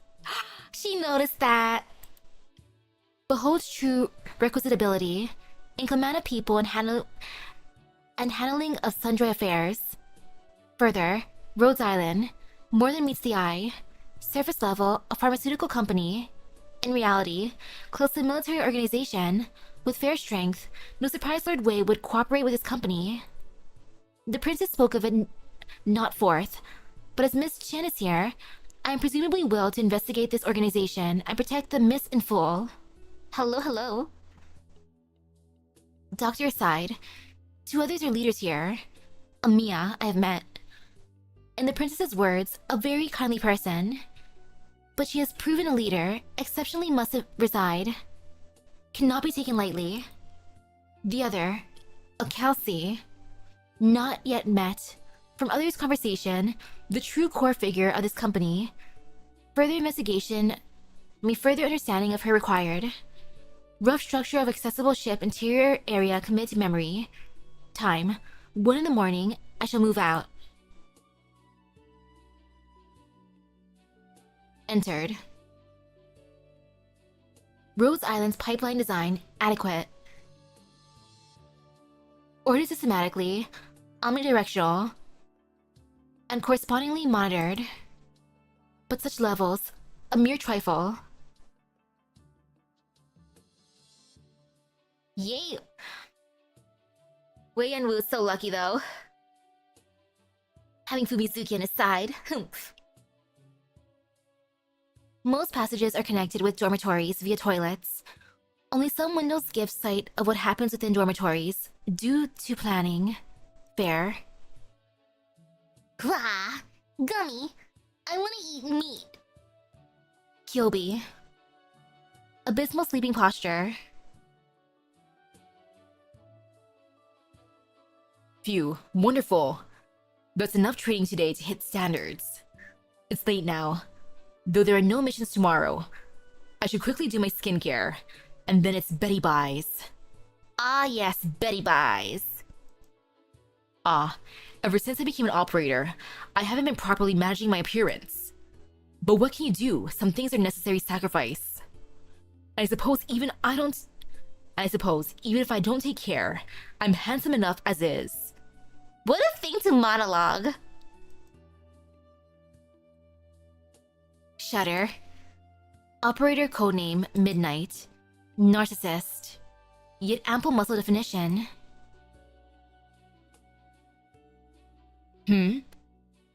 Is it already this late? Whatever, just a bit longer. I'm almost done drawing up the training program for a cruise group. Kids really mature fast, don't they? You wouldn't recognize them now compared to when they just arrived at Rhodes Island. Heh. Though they're still a mile from where I want them to be. Instructor Doberman. Steel Code, Heart of Gold.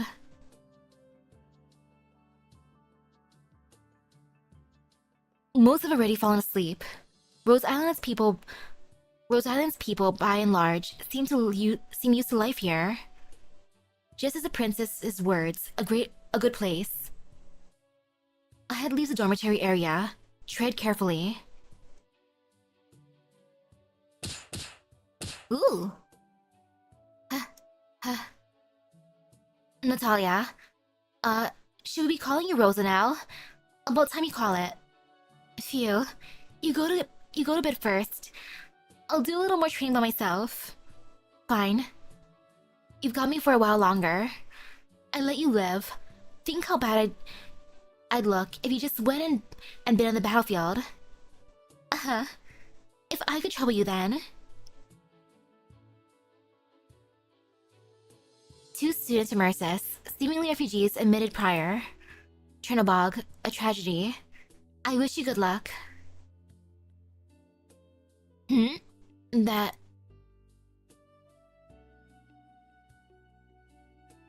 Amiya, we'll conclude our work for today here. Alright, Dr. Kelsey. I'm not sure if the doctor's asleep yet. I'll go and take a quick look. Doctor possesses a peculiar set of norms. That might be true. But the doctor's well-being is also very important. I'll turn in after I checked on the doctor. Is that alright, Dr. Kelsey? See yourself.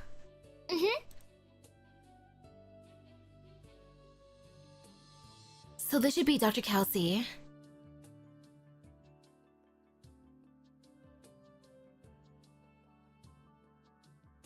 Her gaze, as though it flickered hither.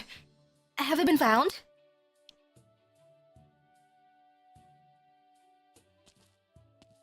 She's been caught. Seemingly, she has not noticed me. In that sensation, it was... Forget it. As I am not found, I shall proceed.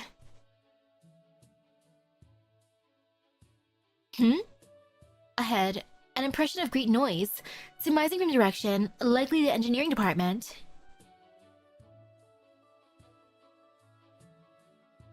Wait. No way. You're meant to kiss right freaking here, aren't you? What are you hesitating for? You're the heroine. Oh, what is she watching? Come on. One of these scenes is enough. Don't do it every time. What's your problem, scriptwriter? I hate this kind of development. How are they on their 7th season by now, and the reviews get crappier each time? They're just dragging it out. That's all they're doing. Damn it, but that boy is so hot. And he's in every episode. Girl, your priorities. Oh my goodness, check out that hottie. Fine, I'll hang in there. Can't say it won't get better. Closure. What are you watching? Chief Engineer Closure. 'Tis alleged that the Rhodes Island ship was her plan alone. Fearsome. Yet this is not where the show's true ruin lies. The 4th season's spontaneous introduction of the supporting man. Such was a nightmare. Even Shiroyuki likes that. Oh no, it's only hot if they came from the same room, even worse. What? You're kidding me. I thought this was bad enough. You catch upon my words? Oh shoot, I knee-jerked that one out. Whatever, come down here. Since when? The start. Oh, don't get me wrong. Your ninja techniques are real amazing stuff. Thing is, I just knew you were gonna do this in the start. 'Twas my individual action, untied to anyone. Alright, listen up. You think I'm treating you as a spy here or something? Princess Umizuki specially phoned up Amiya when she sent you over. When she did, she told Amiya, even if she had no ulterior motive sending you here, she was worried you might go a little overboard. So she specifically warned us beforehand to keep our ears perked. And she gave Amiya a couple details on your MO, so I've been a little extra aware of you the past while. This is not to do with the princess. Jeez, you're some tough customer. You know, now I get the feeling that I can't really talk you over.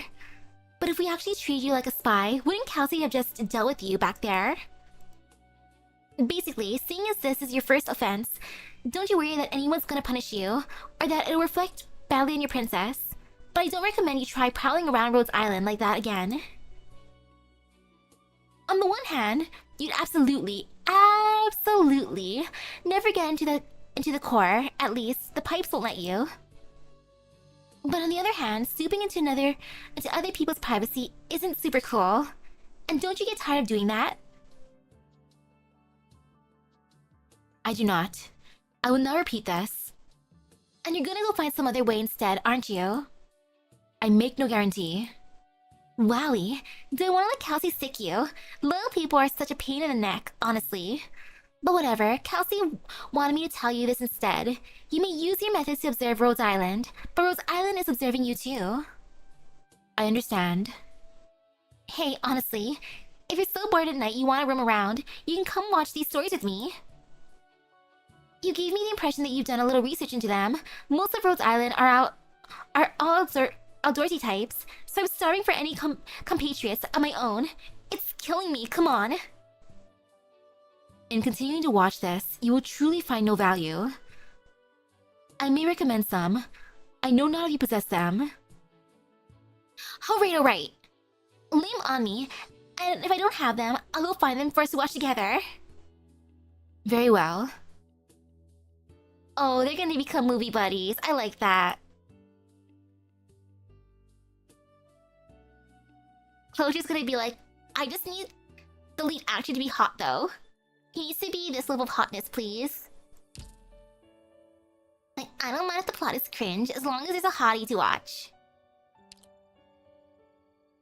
Ooh, shuriken.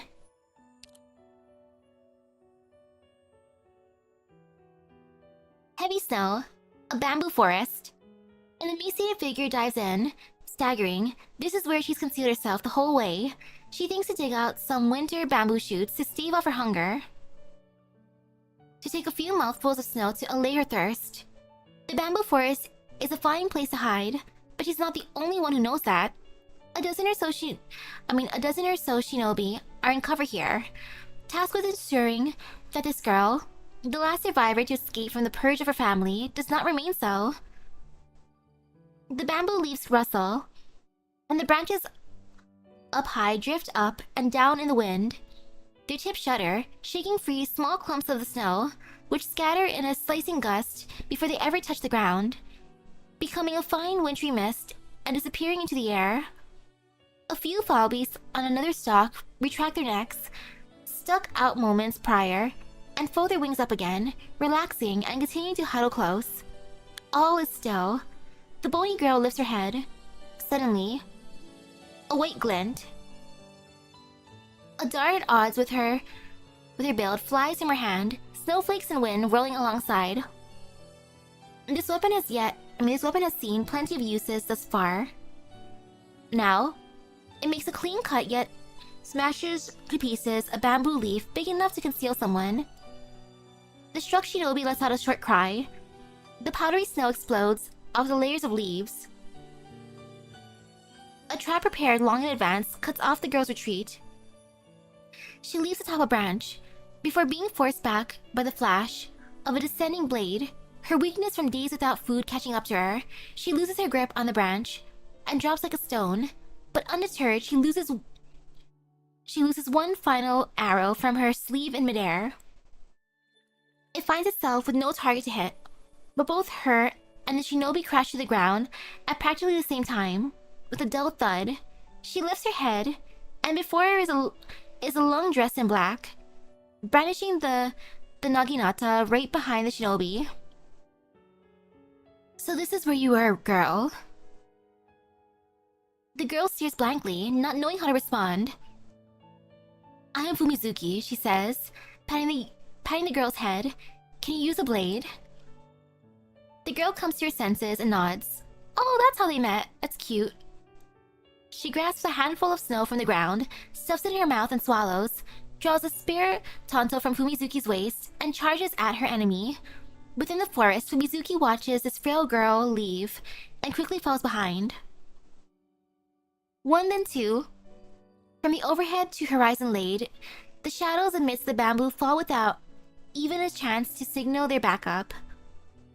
When the final shinobi uses the last of their strength to charge the girl, aiming a hidden shot straight at her stomach, Fumizuki pushes her down to avoid the fatal blow. Once it's all over, the tiny body collapses in the great bamboo thicket, holding her wounds and letting out a long, slow breath. Sunshine's rays filter through the leaves and shine in her face. The sound of wallabies flapping by in her ears, before exhaustion brings her to sleep. Her parents' lifelong teachings come back to her. The girl must offer her loyalty to the princess before her. So that's how they became together. That's an origin story for them. That's pretty sweet. I like how Fumizuki saved her. Oh my goodness. Shirayuki with closure. I did not expect them to become watch-along buddies. I like that. The auto tonight's records. Oh my goodness, Utage. Overall, Utage stood out the most because she is terrifying. Terrifyingly amazing. So fashionable, so wonderful, and just scary. Just very, very, very scary. I did not expect to be that terrifying. And then for next time, the one I'm most excited for right now is Saga. Like, Saga's fun. I hope it mentions more of her family. Like, just based on what I've seen for Saga. Yeah, she seems like she'll be fun to read about. But holy cow, Utage. Utage stole the show. Like, at first, Akafuyu, with her family ties, sounded so interesting, but then, in the end, Utage, she wins. Holy cow!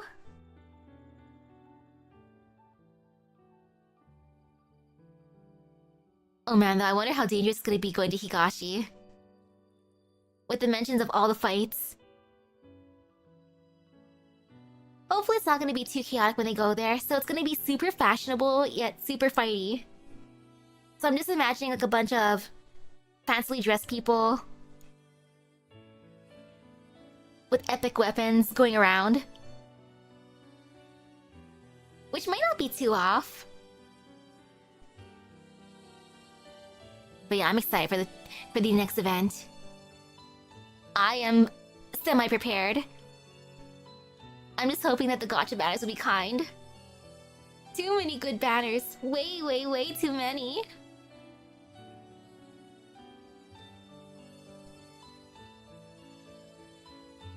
And I can check the voice lines another time.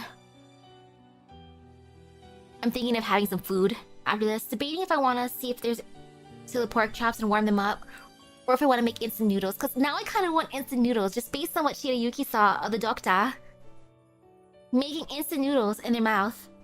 I mean, I won't do that, but instant noodles do sound pretty good. Mom bought a bunch of bulldog noodles, so I can just put it in hot water, wait a few minutes, strain it, prep the sauce, and then yummy. So I'll just see what's out and about. If the food's still in the stove, maybe I'll eat that. If not, instant noodles it is. Or I could technically combine them. I could add meat to my noodles. And I'll see. Like, it's only 9:22, so there should still be food out. I doubt everyone ate everything, and if they did, boo! I hope not. But I'll find out in a bit. So with that being said, thank you everyone for stopping by the stream. I hope everyone has a great rest of the day at Epic Gacha Luck. I'm gonna go eat a snack real quick. So I'll see you guys later. Bye bye. I also didn't shower for the day yet, but I don't think I'll have time for that before some Kamen Rider, so I'll do that after Kamen Rider. Food first. And if I make instant noodles, I'm probably gonna spill on myself. Those sauce packets are a thing, a force to be reckoned with. So you know showering first is not good in that case.